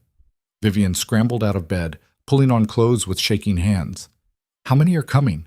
"All of them. Russo, Colombo, Genovese families. Every major player in New York and half of Jersey. They're hitting the estate from 3 sides with enough firepower to level a city block." "How long do we have?" 10 minutes, maybe less." Damien shoved a handgun into her hands. "You know how to use this?" "No." "Point and shoot. Safety's here. Don't hesitate if someone comes through that door who isn't me or one of my people." The weight of the weapon felt obscene in Vivian's hands. She'd never held a gun before, never imagined she'd need to. Now she was pregnant and armed and about to be caught in the middle of a war she'd helped start. "Where's Martinez?" she asked, then remembered. "Oh God." Isabella said, was lying. "Martinez is alive and coordinating our defensive positions. But we're outnumbered at least 5-1, and they've got military-grade equipment." Damien pulled on a tactical vest, checking the magazines in his weapons with practiced efficiency. "I'm not going to sugarcoat this, Vivian. Our odds of surviving the next hour are not good." "Then why are we staying? Why not just run?" "Because there's nowhere to run. They've got roadblocks on every access point, helicopters monitoring from above, and snipers positioned on high ground. We're in a kill box. The only way out is through them." Before Vivian could respond, an explosion shook the estate so hard she was thrown against the wall. Damien caught her before she fell, his arm like iron around her waist. "They're breaching the south gate," he said, listening to something coming through an earpiece she hadn't noticed. "We need to move. Now." He pulled Vivian toward the door, but she resisted. "Wait. If we're about to die, I need to say something. Vivian's, I love you. And I'm sorry I didn't trust you enough to stay put last night. I'm sorry I almost ruined everything by walking into Isabella's trap. And I'm sorry this baby is going to die before it even gets a chance to live because I was too broken and desperate to stay away from you in the first place." Damien's expression cracked. He grabbed her face with both hands, kissing her hard enough to bruise. "You're not dying today," he said against her mouth. "Neither is our baby. I don't care what I have to do or who I have to kill, but you're walking out of this alive. That's not a hope, Vivian. It's a fact." Another explosion, closer this time. Gunfire erupted from somewhere below, the staccato rhythm of automatic weapons mixed with shouting and the crash of breaking glass. Damien pulled Vivian into the hallway. The estate had transformed into a war zone, his soldiers running in coordinated patterns, taking defensive positions, shouting coordinates and status updates. She recognized some of them from the warehouse rescue. Others were new faces, all of them young and scared and trying to look brave. They made it to the main staircase before the windows exploded inward. Glass showered across marble floors as armed men rappelled through the openings, landing in tactical crouches with weapons raised. Damien shoved Vivian behind him and opened fire, his movements fluid and precise, each shot finding its target with lethal accuracy. Bodies fell. More kept coming. Vivian pressed against the wall, the gun Damien had given her clutched in white-knuckled hands, her heart hammering so hard she thought it might burst through her ribs. She'd never seen violence like this up close. Not the clinical aftermath, but the brutal reality of men trying to kill each other in real time. Damien moved through it like a force of nature, firing and reloading and directing his soldiers with shouted commands that somehow cut through the chaos. But for every attacker he dropped, two more appeared. They were being overwhelmed. "Fall back," Damien shouted. "Everyone to the panic room." His soldiers retreated in controlled patterns, providing covering fire as they moved deeper into the estate. Damien grabbed Vivian's hand and pulled her down a side corridor, away from the main assault, toward a section of the house she'd never seen. They rounded a corner and ran straight into three armed men. Damien fired without hesitation, dropping two before they could react. The third got a shot off that went wide, shattering a painting on the wall. Vivian didn't think. She raised her gun and pulled the trigger. The recoil nearly broke her wrist. The shot went wide, missing the man by at least 3 feet. But it was enough to make him flinch, to buy Damien the half-second he needed to put a bullet through the attacker's skull. "Good," Damien said, already moving again. "You did good." Vivian's hands were shaking so hard she could barely hold the weapon. She'd just tried to kill someone, had wanted to kill someone. The realization should have horrified her, but all she felt was a savage satisfaction that she'd protected Damien, even if her aim had been terrible. They reached a reinforced door at the end of the corridor. Damien pressed his palm to a scanner and the door hissed open, revealing a room that looked like a military bunker. Concrete walls, surveillance monitors, weapons racks, and supplies for a prolonged siege. Martinez was already inside with Elena and 5 other soldiers. Elena looked better than she had the night before, her injuries bandaged, but her face was still bruised and her movements were stiff with pain. "Status!" Damien demanded. "South and east perimeters are compromised," Martinez reported, his voice steady despite the blood running down the side of his face from a cut above his ear. "We've got maybe 15 men still fighting. The rest are dead or wounded. They're pushing toward the central building now. We've got 5 minutes, maybe 10, before they breach this section." "How many attackers?" "At least 70 that we've confirmed. Probably more. They're not even trying to hide their numbers anymore." Damien moved to the surveillance monitors, studying the feeds with an expression that made Vivian's stomach drop. She could see it in his eyes. He was doing the math, calculating odds that didn't add up to survival. "We need to negotiate," one of the soldiers said. "There's no negotiation." Damien's voice was flat. "They came here to wipe us out and take everything I've built. The only question is how many of them we take down before they succeed. There has to be another option. There isn't. We're outgunned, outmanned, and trapped. The only thing we control is how hard we make them work for it." Vivian watched him, saw the cold acceptance in his posture, and felt something break inside her. This was how it ended. Not with escape or clever plans or last-minute rescues. Just brutal mathematics and the reality that sometimes the monsters won. "No," she said. Everyone turned to look at her. "No?" Damien's eyebrow raised. "You said the only way out is through them, so let's go through them. Vivian, there are 70 armed men between us and freedom, and they're here because of me. Because I'm the weakness they can exploit to destroy you. So give me to them." The room went silent. "Absolutely not," Damien said. "Listen to me. They want leverage over you, right? Proof that you've gone soft? So give them what they want. Let them think they've won. And while they're distracted trying to figure out what to do with me, you hit them from behind. That's suicide. It's strategy. You taught me that everything is leverage in your world. So let me be leverage. Let me be the thing they focus on while you take them apart piece by piece." Martinez was nodding slowly. "It could work. If we stage a surrender, make it look like we're giving her up to save the rest of us.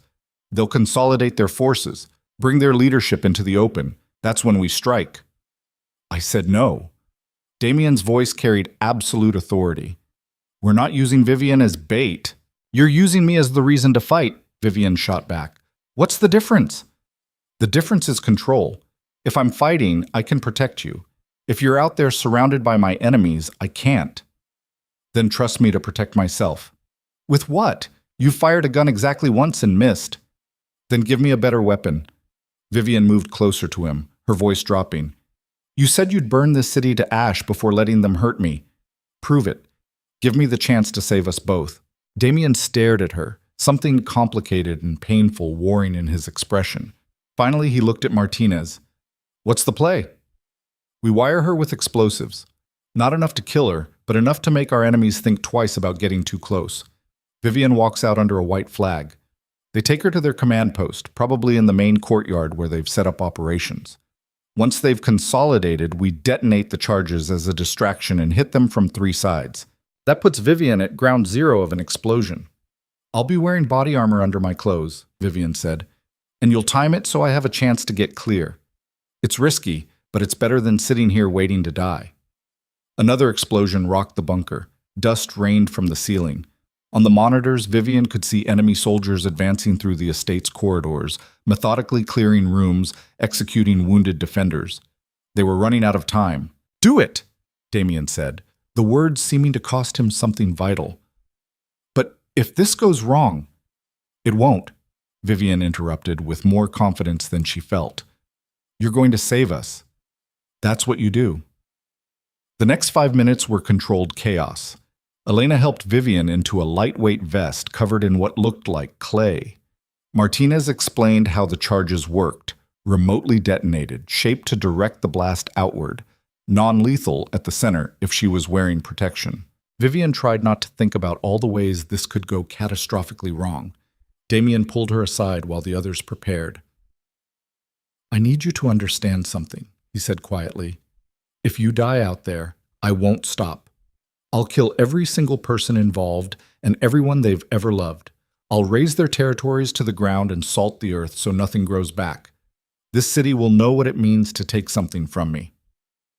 I know, and I need you to know that's not a threat. It's a promise, because losing you would break something inside me that can't be fixed. Vivian reached up and pulled him down into a kiss that tasted like blood and fear and desperate love. Then don't lose me, she whispered. Come get me, Damien. Do what you do best. He pressed something into her hand, a small earpiece, nearly invisible. I'll be able to hear everything, and you'll hear me. When I say run, you run. No hesitation, no looking back. Understand? Yes. One more kiss, fierce and claiming, and then Martinez was pulling her toward the door. Wait! Elena called out. She crossed to Vivian and pressed something into her other hand. A small knife, the kind that folded into a handle barely larger than a lipstick. Just in case. Vivian slipped it into her pocket, her heart hammering. They opened the bunker door. The sounds of fighting were closer now, just around the corner.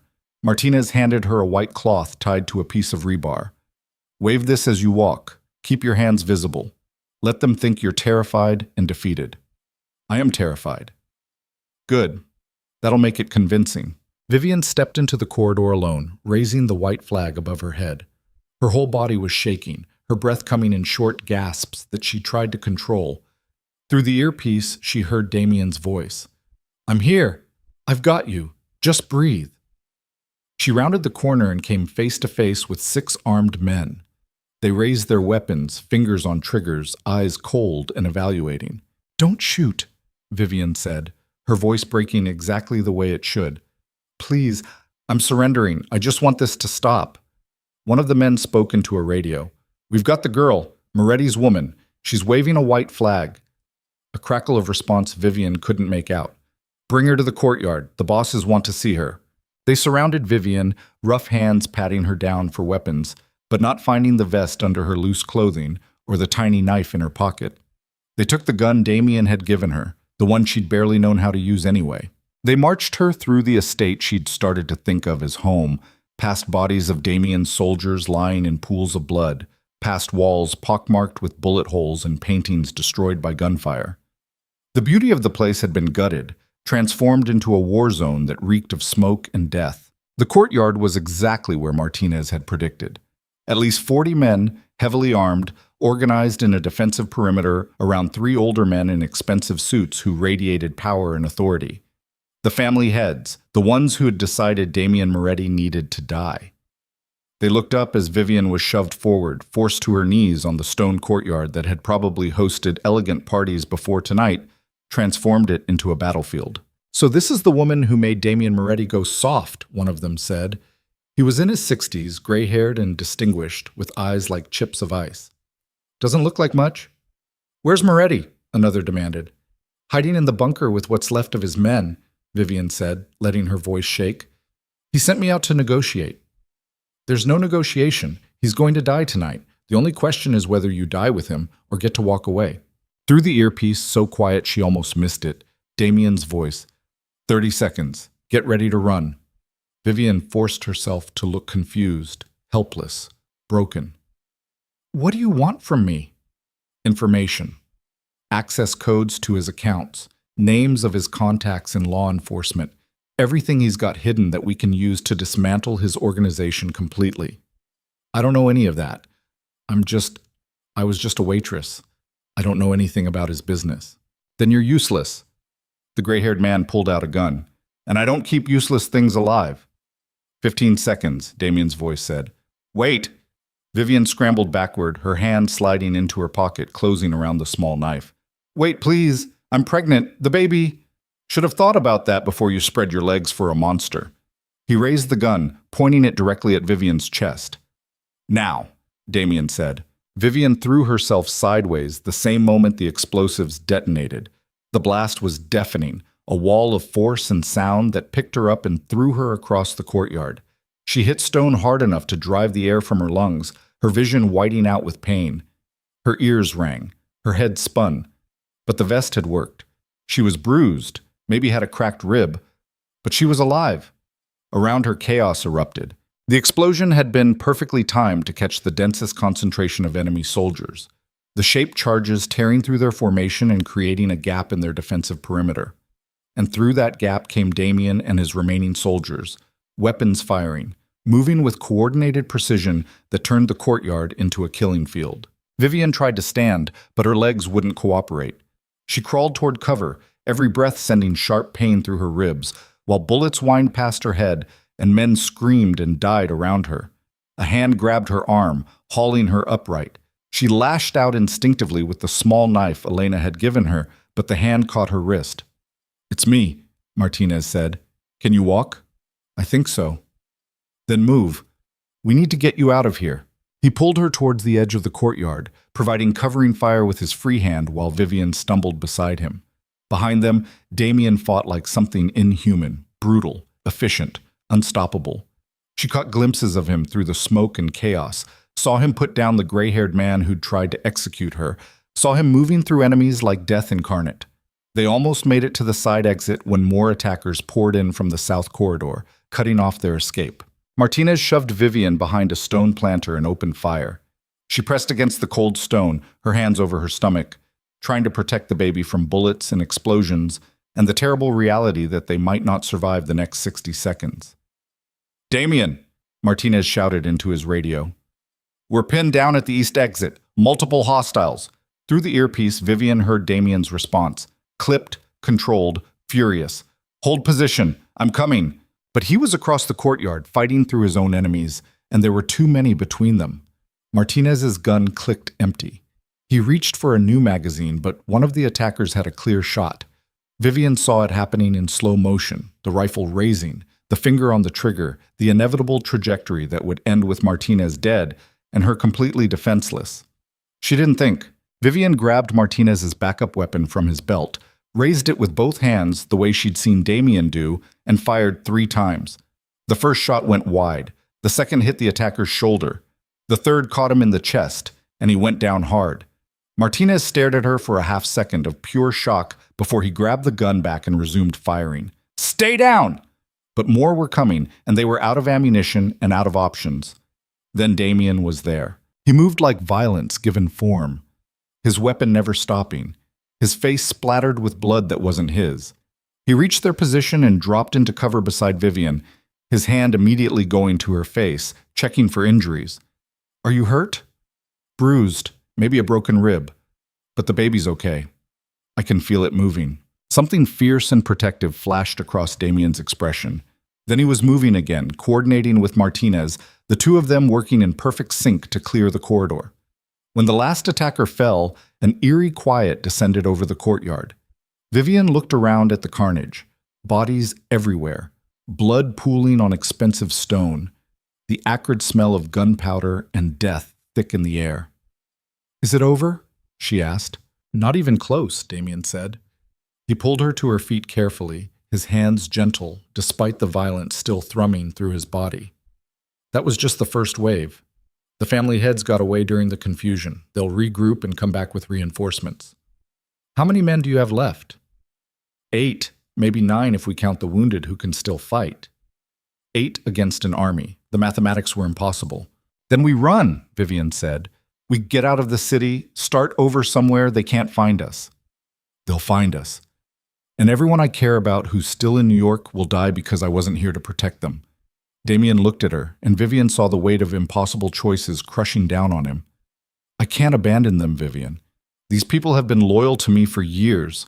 Some of them have families, children. If I run, those families pay the price. If you stay, you die." "Maybe. But at least I die standing." Vivian wanted to scream at him, to shake him, to make him understand that noble sacrifices didn't mean anything if he wasn't alive to see the outcome. But she also understood what he was really saying. This was who Damien Moretti was. Not just a crime lord or a killer or a monster, but a man who protected his people, even when it cost him everything. "Then I'm staying too," she said. "Vivian, you don't get to make that choice for me. You said I was yours. That means you're mine too.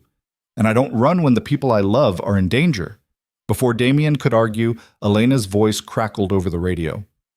"Boss, we've got a problem. The helicopters are back and they're not ours."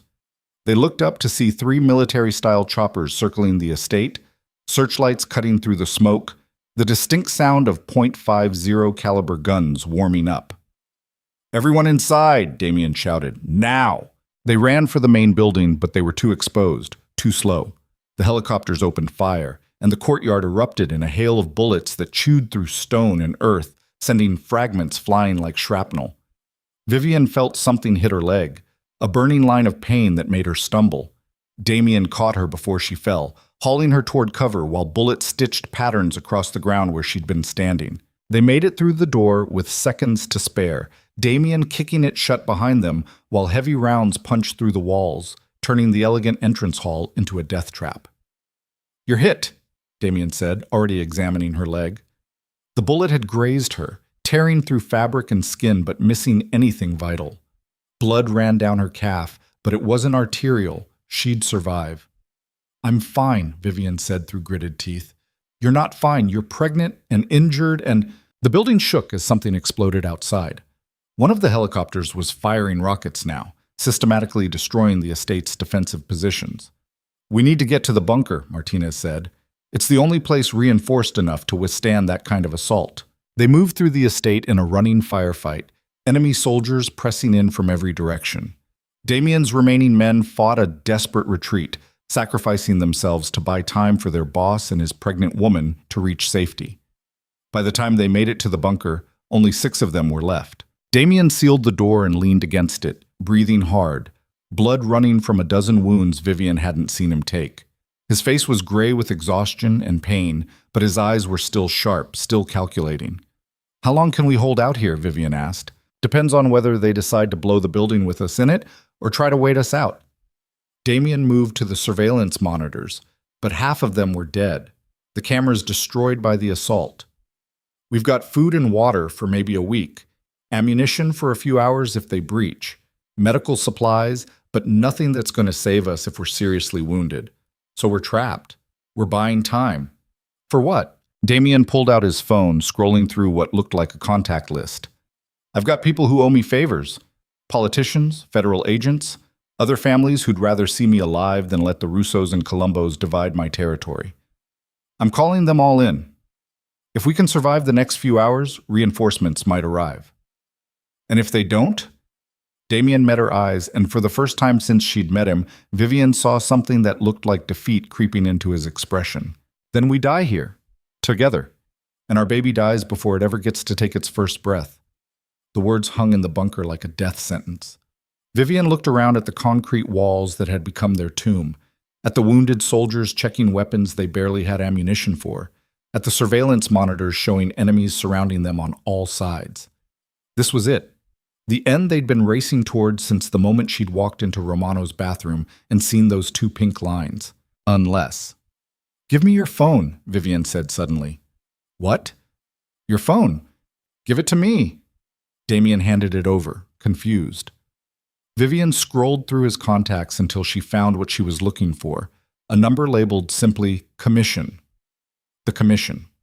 The ruling body of New York's organized crime families, the ones who'd authorized tonight's assault but hadn't personally participated. She dialed before she could lose her nerve.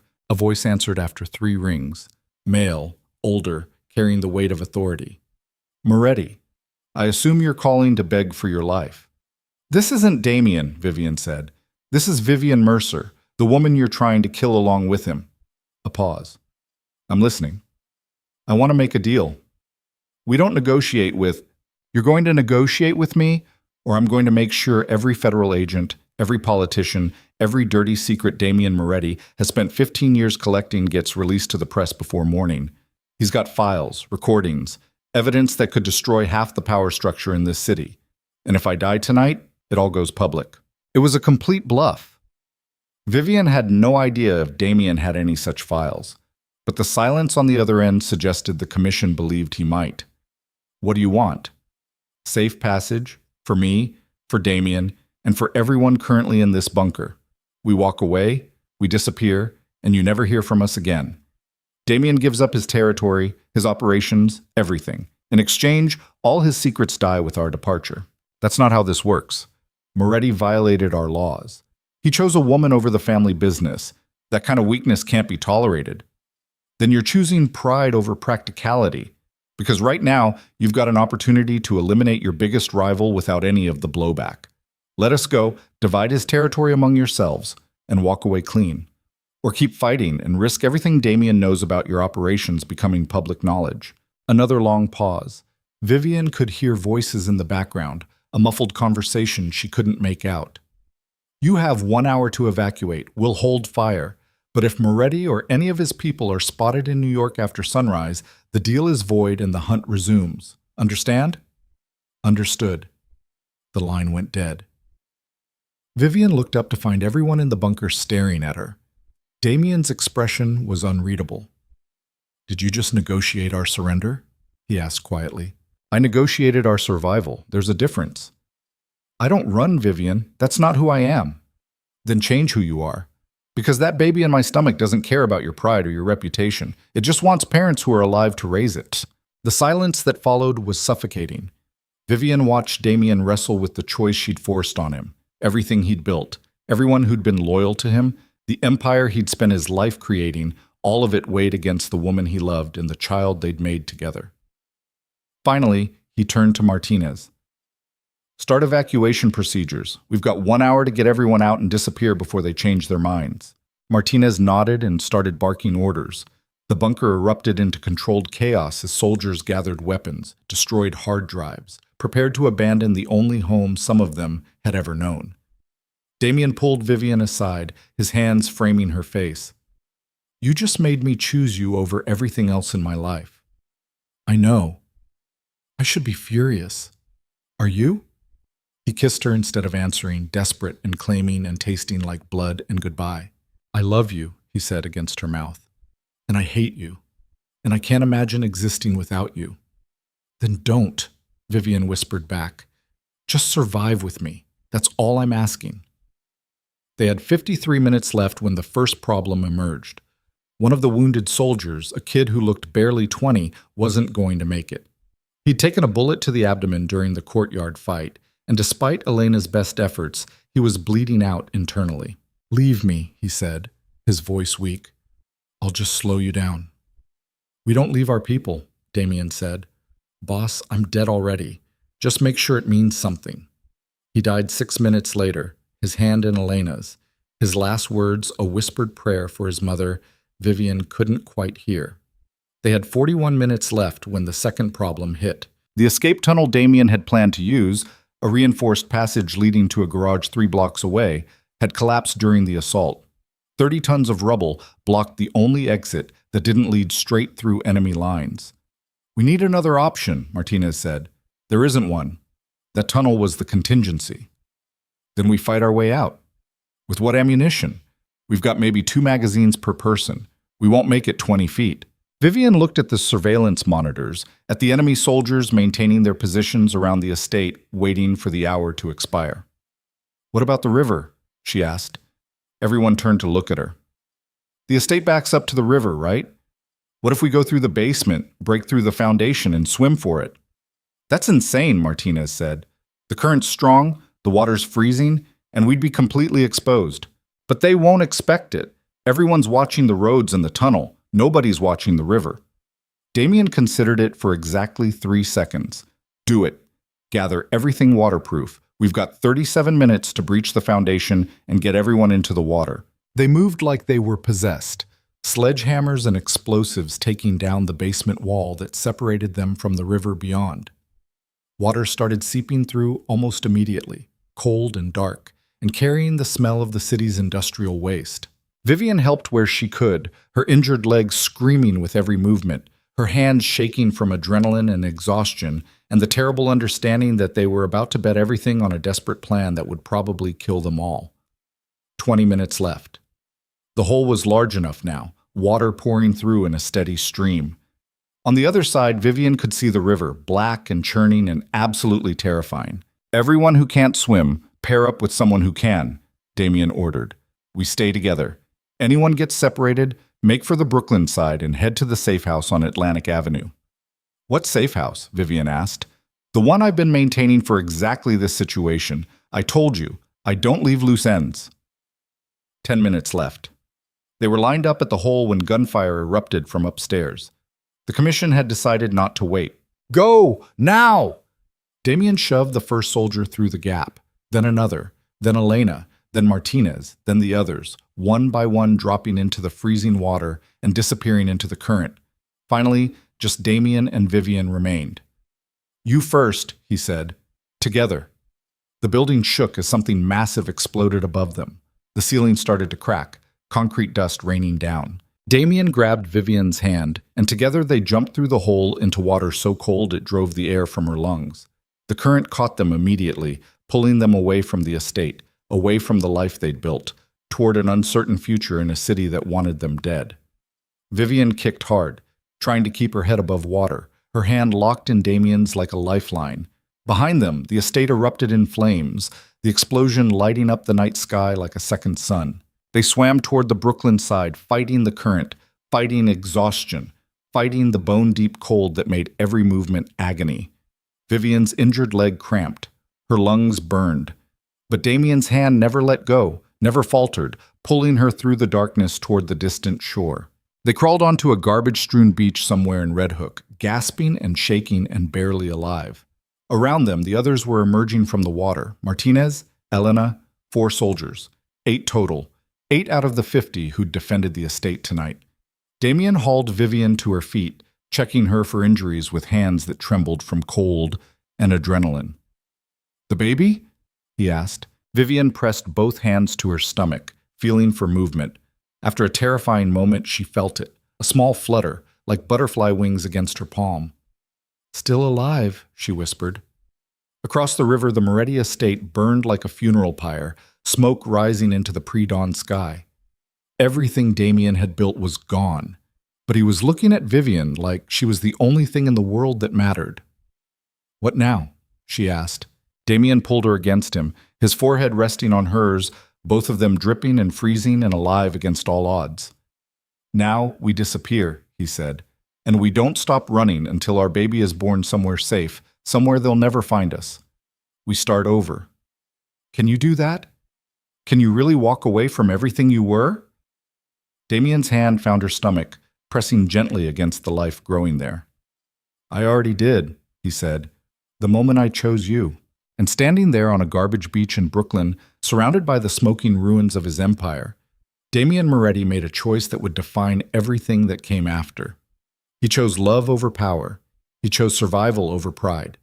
He chose the uncertain future in Vivian's eyes over the certain death waiting behind them. They had until sunrise before the manhunt began, and then they would run like they'd never run before, racing toward a future neither of them could predict, but both of them desperately wanted to reach. Together. The safe house on Atlantic Avenue was a third-floor walk-up above a bodega that never closed, wedged between a laundromat and a pawn shop in a neighborhood where people knew better than to ask questions.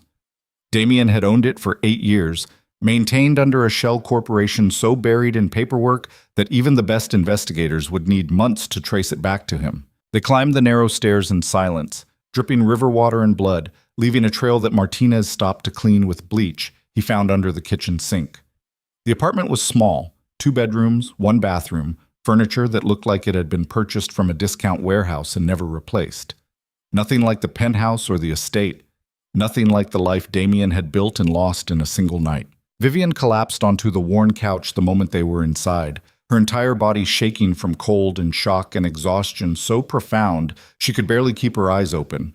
Her leg throbbed where the bullet had grazed it, her ribs ached from the explosion, and her hands were raw and bleeding from the swim through the freezing river. But the baby was still moving, still alive, and somehow that made everything else bearable. Elena emerged from one of the bedrooms carrying blankets and towels. She'd stripped off her wet clothes and changed into an oversized sweatshirt, her bruised face even more visible now without the distraction of tactical gear and weapons.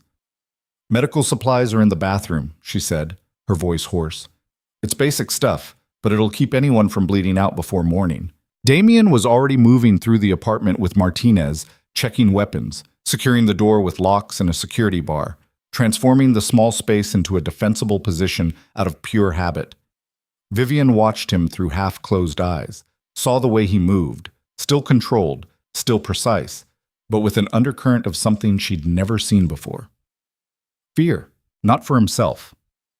Damien Moretti had never been afraid of dying, but for her, for the baby, for the fragile possibility of a future that didn't end in violence and fire. "Come on," Elena said gently, helping Vivian to her feet. "Let's get you cleaned up and looked at. That leg needs proper bandaging." The bathroom was barely large enough for one person, let alone 2, but Elena managed to examine Vivian's injuries with practiced efficiency. The bullet graze was ugly but shallow, the kind of wound that would scar but wouldn't kill. Elena cleaned it with antiseptic that burned like acid, wrapped it in clean gauze, and secured it with medical tape. "You need stitches," she said, "but we can't risk a hospital right now. I can do a field job if you trust me." "Do I have a choice?" "Not really." Elena worked quickly, her hands steady despite everything they'd been through. The needle pierced skin that was already screaming with pain, but Vivian bit down on a washcloth and didn't make a sound. She'd survived worse tonight. This was just one more thing to endure. When Elena finished, she helped Vivian out of her wet clothes and into dry ones, sweatpants and a t-shirt that smelled like dust and disuse but were warm and clean. Then she did something Vivian didn't expect. She pulled out a portable ultrasound machine from a cabinet under the sink. "Damien's been preparing this place for years," Elena explained, seeing Vivian's shocked expression. "He knew someday he might need to disappear with someone he cared about, someone who might be pregnant. He wanted to make sure they'd have everything necessary to survive." The implication of those words hit Vivian like a fist to the chest. Damien had been planning for this scenario long before she'd walked into his life. Before Marcus, before the pregnancy, before any of it. He'd known that loving someone in his world meant eventually having to choose between that love and everything else. And he'd prepared to choose love. Elena squeezed gel onto Vivian's stomach and pressed the ultrasound wand against her skin. For a terrifying moment, there was nothing but static and shadows on the small screen. Then, a heartbeat. Fast and strong and absolutely, undeniably alive. Vivian started crying before she could stop herself. Elena printed out a grainy image and handed it to her without a word, understanding that sometimes the only language that mattered was proof of survival. When Vivian emerged from the bathroom, she found Damien standing at the window, staring out at the pre-dawn streets below. His shirt was off, revealing the full extent of his injuries, bruises covering his ribs, a deep cut across his shoulder that Martinez was stitching closed, burn marks on his arms from the explosions. He looked like he'd gone to war. Because he had. The baby's okay, Vivian said quietly. Damien turned, and the raw relief on his face made something break open in Vivian's chest. He crossed to her in 3 strides, his hands framing her face with a gentleness that contradicted every violent thing he'd done tonight. "Show me," he said. Vivian handed him the ultrasound image. Damien stared at it like it was the most precious thing he'd ever seen, his thumb tracing the outline of the tiny form barely visible in the grainy photograph. 18 weeks, he said softly. Halfway there. Halfway to what? To meeting the only thing in my life that's completely innocent. The only choice I've made that wasn't built on blood and violence. Martinez cleared his throat from across the room. Boss, we need to talk about next steps. The commission's going to realize we survived within the next few hours. Once they do, they'll mobilize everything to find us. Damien set the ultrasound image down carefully on the table, his expression hardening back into the mask Vivian had learned to recognize as his armor against the world. How much cash do we have access to? Maybe 50,000 in the emergency stash here. Another 200,000 in accounts I can access without triggering alerts. After that, we're relying on assets that are too risky to touch. Weapons? Enough for a prolonged firefight. Not enough for a war. We're not fighting a war anymore, Damien said, the words sounding like they cost him something vital. We're running, which means we need new identities, transportation that can't be traced, and a destination far enough away that the Commission won't waste resources hunting us. Where were you thinking? Somewhere they'd never look. Somewhere so far outside their sphere of influence that we'd be more trouble than we're worth to eliminate.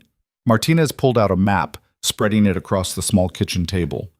South America's too obvious, Europe's too connected, Asia's possible, but the logistics are complicated with a pregnant woman. What about Canada? Elena suggested. Rural, off the grid, easy to disappear in the northern territories. Too cold, Vivian said. Everyone looked at her. The baby. I want it born somewhere warm, somewhere that feels like hope instead of hiding. Damien studied the map for a long moment. Finally, his finger landed on a point in the southwestern United States. New Mexico, small town called Truth or Consequences. Population less than 7,000. Close enough to Mexico for a quick escape if we need it, remote enough that nobody asks questions, and warm year-round. That's still in the States, Martinez pointed out. The Commission has reach everywhere, but not resources. They're going to be too busy consolidating my territory and fighting each other over the scraps to waste manpower tracking us to the middle of nowhere. As long as we stay invisible, stay out of their business, we're just 2 more people who disappeared into America's forgotten corners. It wasn't a guarantee. It wasn't even a particularly good plan, but it was all they had. We leave at dawn, Damien said. Separate vehicles, different routes, meeting point in Pennsylvania in 48 hours. If anyone doesn't show, we assume they've been compromised, and we keep moving. The next 3 hours passed in tense preparation. Identities were assembled from documents Damien had been stockpiling for years. Birth certificates, social security cards, driver's licenses, all of them meticulously forged and aged to look authentic. Vivian became Sarah Chen, an accountant from Seattle. Damien became Michael Torres, a construction contractor. The stories were simple, boring, exactly the kind of background nobody questioned. Martinez and Elena would travel separately, along with the 4 surviving soldiers. They'd scatter across the country, some staying to rebuild what they could of Damien's network, others disappearing into new lives with new names. The Empire was dead, but the people who'd served it deserved a chance to survive. As the sky started to lighten with the first hint of dawn, Damien pulled Vivian aside into one of the small bedrooms. I need you to understand what we're about to do, he said quietly. Once we leave this city, we can never come back. Everyone we knew, everything we built, it's gone. We'll be living under assumed names in a place where nobody knows our history. No power, no influence, just 2 people trying to survive. I know. I'm not sure you do. I've spent my entire adult life being Damien Moretti, being feared and respected and in control. I don't know how to be anyone else. Vivian reached up, her hand resting against his cheek where stubble had started to darken his jaw. Then learn, because that baby doesn't need Damien Moretti. It needs a father who's alive and present and not looking over his shoulder every second, waiting for someone to put a bullet in his head. What if I can't do it? What if I'm too broken to be anything except what I've always been? Then we figure it out together. That's what people who love each other do.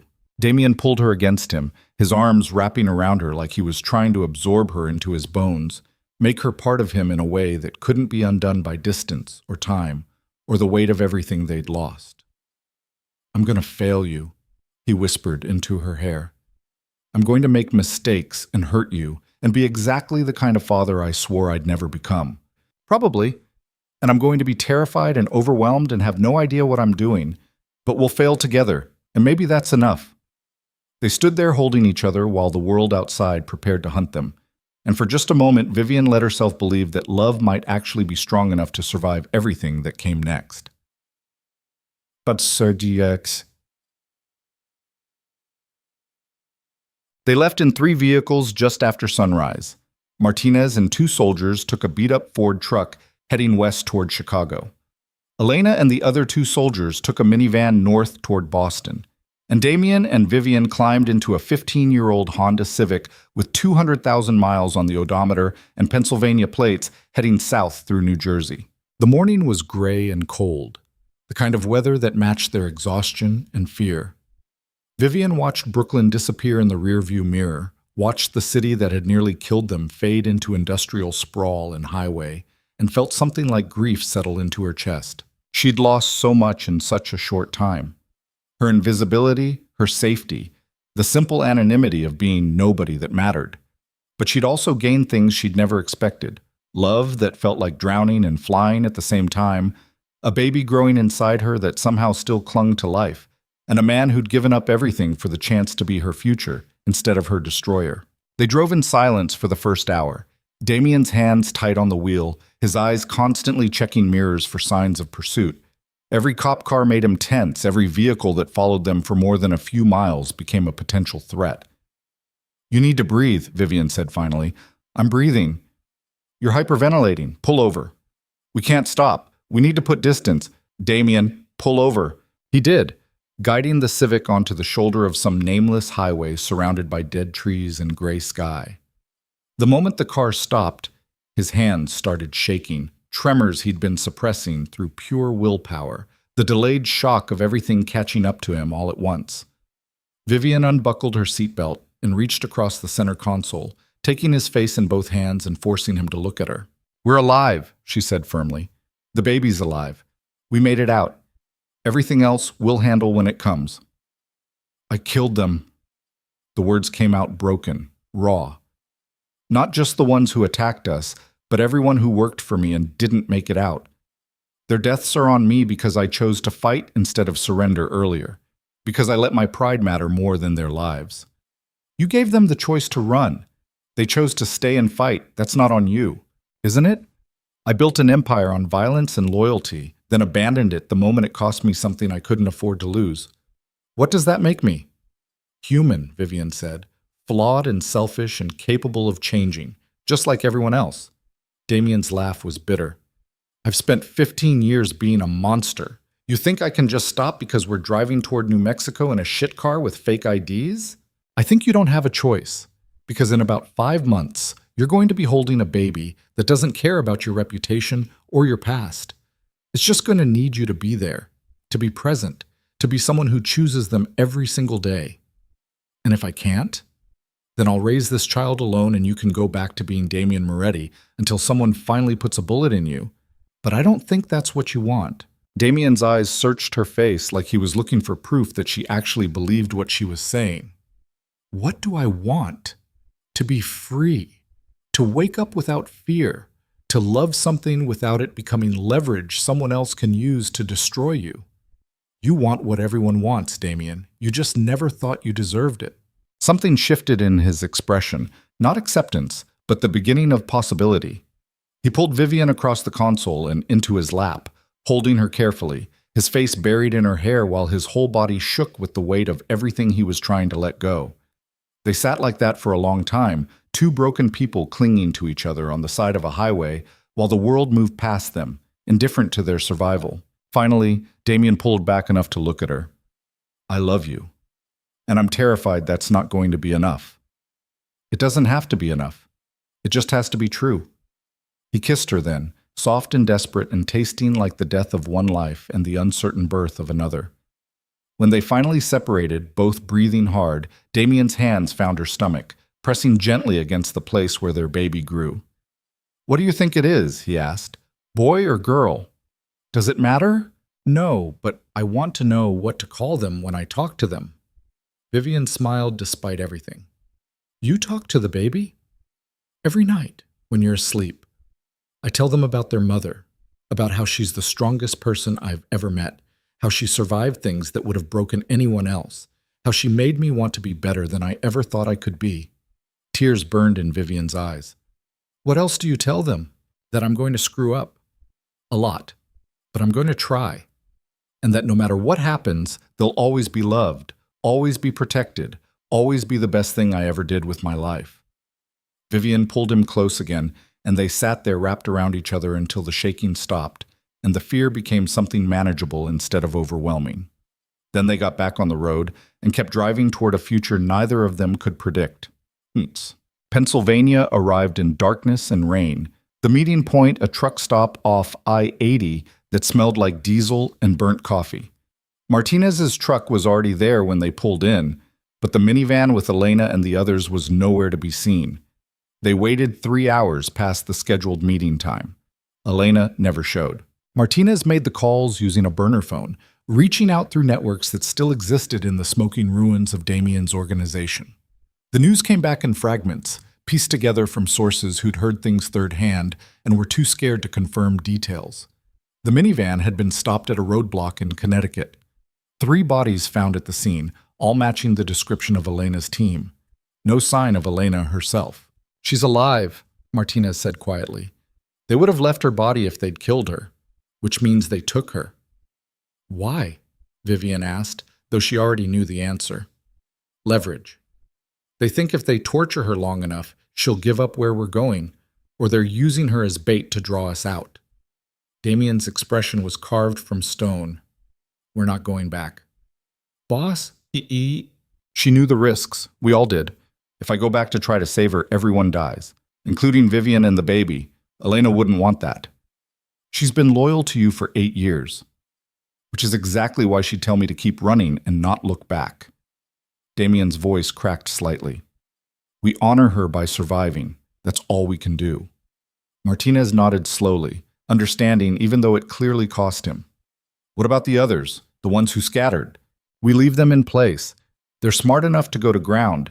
Anyone the commission catches, we can't help." Damien turned to Vivian. "From this point forward, it's just us. No contact with anyone from our old life. We disappear completely." They left the truck stop before dawn, abandoning Martinez to whatever path he'd chosen for himself. Vivian watched him grow smaller in the side mirror, a lone figure standing in the rain beside a truck that had carried them away from one life and deposited them at the edge of another. She wondered if she'd ever see him again. She wondered if any of them would survive long enough for it to matter. Gut. Truth or Consequences, New Mexico, was exactly what its name suggested, a place where people came to reinvent themselves or escape consequences they couldn't face anywhere else. The town sprawled across high desert, all adobe buildings and natural hot springs, and that particular American emptiness that felt like freedom if you were running and isolation if you weren't. They arrived on a Thursday afternoon in late November, 3 months after fleeing New York, driving a different car with different plates, and carrying nothing that connected them to their past. The Honda had been abandoned in Oklahoma. Michael Torres and Sarah Chen now drove a truck with a camper shell, looking like every other couple searching for cheap rent and a fresh start. The apartment they rented was small and clean, above a restaurant that served New Mexican food and didn't ask questions about the couple who paid 6 months in advance with cash. 1 bedroom, a kitchen barely large enough for 2 people, windows that looked out over mountains that turned purple at sunset. It was nothing like the penthouse, nothing like the estate. It was perfect. Vivian was 26 weeks pregnant now, the bump impossible to hide, the baby's movements strong enough that sometimes Damien could see them from across the room, ripples across her stomach like something trying to escape. They fell into a routine that felt almost normal if they didn't think too hard about it. Damien found work with a local construction company, his body adapting to physical labor that left him exhausted in a way that felt clean compared to the violence he'd left behind. Vivian worked part-time at the town library, organizing books and helping elderly locals with computers, disappearing into the kind of invisibility she'd perfected years ago. At night, they'd lie in bed and Damien would talk to the baby, his voice soft and wondering, his hands gentle on Vivian's stomach. He told stories about his grandmother, the one good memory from his childhood. He described the ocean, promised to take the baby there someday when it was safe. He read books about parenting that he'd bought from a used bookstore, studying them with the same intensity he'd once applied to running a criminal empire. "You're going to be a good father," Vivian said one night, watching him highlight passages about developmental milestones. "I don't know how to be anything except what I was." "Then you'll learn, same as me. You'll be a natural. You've got good instincts." "I've got survival instincts. That's different." Vivian shifted, trying to find a comfortable position around the massive belly that seemed to grow larger every day. "This baby's going to have questions someday about where we came from, why we don't have family, why their father flinches every time a car backfires." "We'll tell them the truth." "Which truth? The one where their father was a crime lord who killed people? Or the sanitized version where we just came from a bad situation and started over?" Damien set down his book, his expression troubled. "I don't know, but I won't lie to them. They deserve to know who I was, even if it means they hate me for it." "They won't hate you. You don't know that." "I know that love is more complicated than simple categories of good and evil. I know that people can be monsters in one context and heroes in another. And I know that our child is going to grow up loved and protected, which is more than either of us had." Damien's hand found hers in the darkness, threading their fingers together. "I still think about them sometimes," he admitted. "The people I killed. The ones who died because of decisions I made. Elena, Martinez. All the soldiers who fought for me and didn't make it out. That's called a conscience. It means you're still human. Doesn't feel human. Feels like I'm haunted." "Good. You should be haunted. It means those deaths mattered. It means you remember the cost of the life you chose." They lay there in the darkness of their small apartment in a town named for consequences, two people trying to build something new from the wreckage of everything they'd destroyed. It wasn't redemption. It wasn't forgiveness. But it was survival. And sometimes that was enough. The baby came on a Wednesday in February, 3 weeks early, and in the middle of a snowstorm that had no business hitting the New Mexico desert but did anyway. Vivian's water broke at 2 in the morning, soaking through their sheets and shocking her awake with the sudden realization that this was happening now, whether she was ready or not. Damien moved into crisis mode immediately, the old control and precision taking over as he helped her into clothes and grabbed the bag they'd packed weeks ago. The drive to the hospital felt endless. Contractions hit Vivian like waves, each one stealing her breath and her ability to think about anything except the pain. Damien drove with one hand on the wheel and one hand gripping hers, his jaw tight with fear he was trying not to show. "You're going to be fine," he kept saying, like a mantra. "You're strong. You've survived worse than this." "This is different," Vivian gasped between contractions. "This could actually kill me." "It won't. I won't let it. That's not how childbirth works." "I don't care. You're not dying. Not today. Not ever." The hospital was small and understaffed, the kind of place that handled routine births and sent complicated cases to Albuquerque. The nurse who checked Vivian in looked tired and overworked, but her hands were gentle as she helped Vivian into a gown and onto a bed. "First baby?" she asked. "Yes." "You're doing great. Just breathe through the contractions. We'll get you through this." Labor lasted 14 hours. 14 hours of pain that rewrote Vivian's understanding of what her body could endure.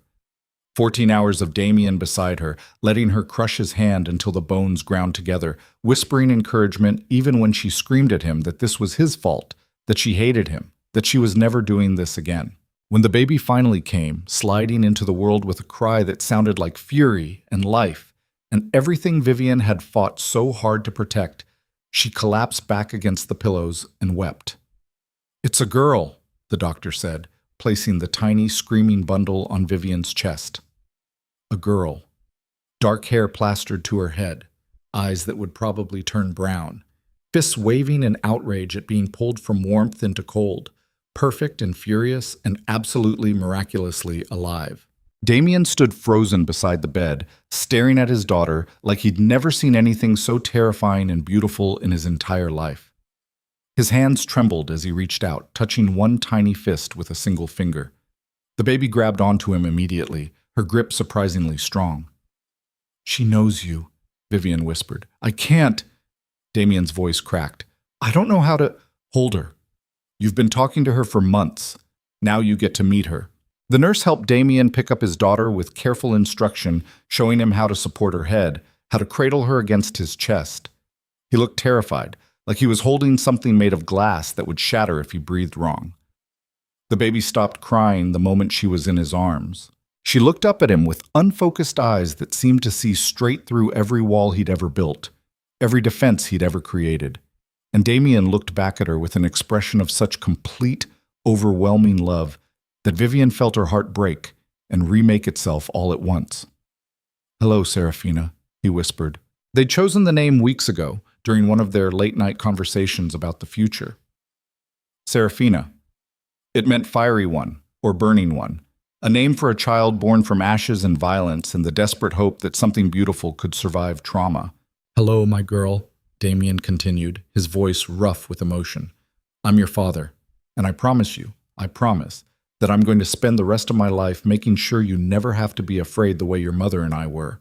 You're going to grow up safe, loved, free, and no one is ever going to hurt you while I'm alive."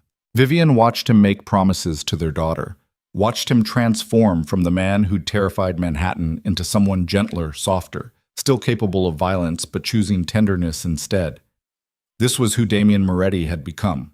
Not a crime lord, not a monster, just a father, holding his daughter for the first time, understanding that his entire life had led to this moment, and everything before it had just been prologue. The first 6 months of Serafina's life passed in a blur of sleepless nights, an overwhelming exhaustion, and moments of pure crystalline joy that made everything else bearable.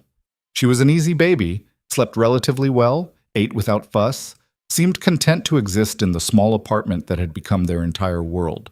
Damien took to fatherhood with the same intensity he'd once applied to running an empire. He read books on child development, learned to change diapers with military precision, stayed up nights rocking Serafina when she cried so Vivian could sleep.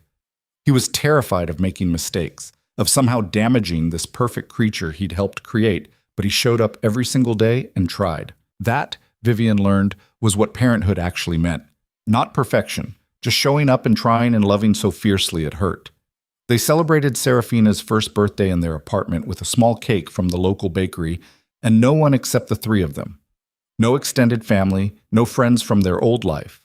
Just Michael, Sarah, and Serafina Torres. 3 people who'd been reborn into a life so normal, it sometimes felt like a dream. Vivian was 26 now, Damien was 39, and Serafina was a tiny tornado of energy who'd just started walking and seemed determined to destroy everything in her path with cheerful determination. "She's going to be trouble," Damien said, watching their daughter attempt to climb onto furniture she had no business trying to scale. "She's your daughter. Of course she's trouble. She has your stubbornness and your complete disregard for safety." They smiled at each other over their daughter's head, 2 people who'd found something resembling peace in the ruins of everything they'd lost. It wasn't perfect.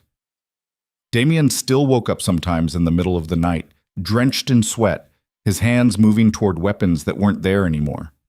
Vivian still flinched when cars backfired or when strangers looked at her too long. They both carried scars, visible and invisible, that would never fully heal. But they were alive, and they were together. And their daughter was growing up safe and loved in a world that didn't know or care about the violence that had created her. On a warm evening in May, 3 years after fleeing New York, Vivian stood in their small kitchen making dinner while Damien played with Serafina in the living room. Through the window, she could see mountains painted gold by the setting sun. The same mountains she'd been watching for years now, the same landscape that had witnessed their transformation from fugitives to family. Her phone buzzed with a text from an unknown number. She almost ignored it. They didn't give their number to anyone except Serafina's daycare and Damien's employer, but something made her check it.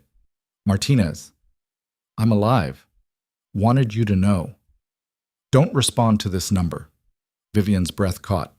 Martinez. Alive after 3 years of silence, after they'd assumed he was dead or captured or had simply disappeared into whatever new life he'd built. She showed the message to Damien when he came into the kitchen, Serafina balanced on his hip, both of them covered in what looked like marker from an art project that had gone predictably chaotic. Damien stared at the phone for a long moment, then he deleted the message without responding, just like Martinez had asked. "He made it," Damien said quietly. "Should we—" "No, he's telling us he survived. That's all we need to know. Anything else puts him in danger." Vivian understood. In their world, their old world, survival meant severance, meant cutting ties completely and never looking back. Martinez reaching out at all was a gift, a way of saying goodbye properly 3 years too late. "Do you ever miss it?" Vivian asked. "The power, the control, the life you had before." Damien looked at their daughter, who was trying to put marker on his face and giggling with delight every time he pretended to be surprised. Then he looked at Vivian, really looked at her, and she saw the answer in his eyes before he spoke. "Every day," he said honestly, "but I'd rather have this, have you, have her, have a life that's small and normal and doesn't end with me getting shot in some warehouse by someone I thought I could trust." "You don't regret it? Giving up everything?" "I regret the people who died. I regret not being smart enough to walk away before it cost so many lives. But choosing you, choosing this family," he shook his head. "That's the only choice I've ever made that I know was right." Vivian kissed him, careful not to disturb the marker Serafina had successfully smeared across his cheek. Their daughter laughed, delighted by the display of affection, and wiggled to be put down so she could continue her campaign of artistic destruction. Later that night, after Serafina was asleep and the apartment was quiet, Vivian and Damien sat on their small balcony looking out at the desert stars. They didn't talk much anymore about the past. It hurt too much, and there was nothing to be gained from dwelling on things they couldn't change. But tonight, Vivian felt the need to say something she'd been thinking about for months. "I was nothing before you," she said. "Invisible, powerless, drowning in a life I couldn't escape. And then you walked through that restaurant door and everything changed. You were never nothing. I felt like nothing. And maybe that's worse." She took his hand, threading their fingers together. "You saved me. Not just from Marcus's debts or the people hunting me. You saved me from disappearing completely, from giving up, from accepting that I didn't deserve better than what I had." "You saved me too," Damien said. "I just didn't know I needed saving until I met you." They sat there holding hands while the desert night wrapped around them. Two people who'd found each other in the worst possible circumstances and somehow built something worth keeping. Vivian thought about the girl she'd been, exhausted, pregnant, terrified, standing in Romano's bathroom with a positive pregnancy test and no idea how she'd survive the next day, let alone the next 18 years. That girl would never have believed she'd end up here. Safe. Loved. Mother to a beautiful daughter. Partner to a man who'd chosen her over an empire. But life had taught Vivian that survival was about adapting, about making impossible choices and living with the consequences, about understanding that redemption wasn't a destination, but a daily practice of choosing better, even when everything in you wanted to give up. She'd survived poverty and abandonment and pregnancy and war. She'd fallen in love with a monster who'd proven himself capable of becoming something more. She'd given birth to hope in the middle of chaos, and raised that hope into a child who laughed easily and loved fiercely and had no idea how close she'd come to never existing at all. "What are you thinking about?" Damien asked. "How far we've come.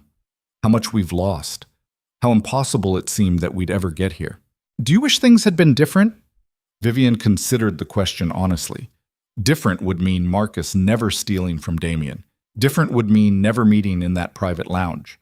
Different would mean Serafina never existing, and Vivian couldn't imagine a world without her daughter's laugh. "No," she said finally. "I wish fewer people had died. I wish we could have found this without destroying so much. But I don't wish away the path that led us here. Even the terrible parts made us who we are." Damien pulled her closer, and they sat there wrapped in each other while the stars wheeled overhead, and their daughter slept safely inside.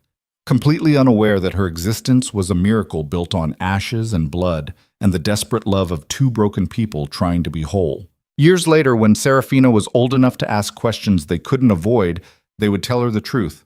About Marcus and the debts, about Damien's empire and the war that destroyed it, about the night they'd escaped New York with nothing but each other, and the fierce determination to give their daughter a better life. Serafina would be angry at first, confused, maybe even disgusted by the violence that had defined her parents' past. But eventually, she would understand. Not forgive, necessarily, but understand that people were complicated, that survival sometimes required terrible choices, and that love, real, messy, imperfect love, was worth fighting for even when the cost seemed unbearable. And maybe that understanding would be enough. Maybe it would help her build a life even better than the one her parents had scraped together from ruins. Maybe she'd never have to choose between power and love, between survival and morality, between who she was and who she wanted to become. Maybe she'd just get to be happy. That was the hope anyway. The dream that kept Vivian and Damien moving forward through the hard days and the exhausted nights and the moments when the past threatened to swallow them whole. Their daughter would be free, free from the violence that had shaped them, free from the fear that had hunted them, free to build whatever life she wanted, unburdened by the sins of parents who'd loved her enough to give up everything for her chance at something better.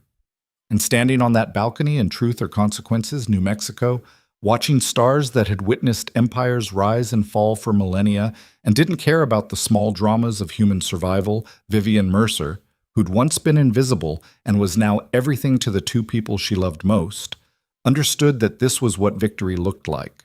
Not glory, not triumph, just breathing, living, loving, just making it to tomorrow and the day after that and the day after that, until someday the running stopped feeling like escape and started feeling like arriving at exactly the place they'd been meant to reach all along. Home.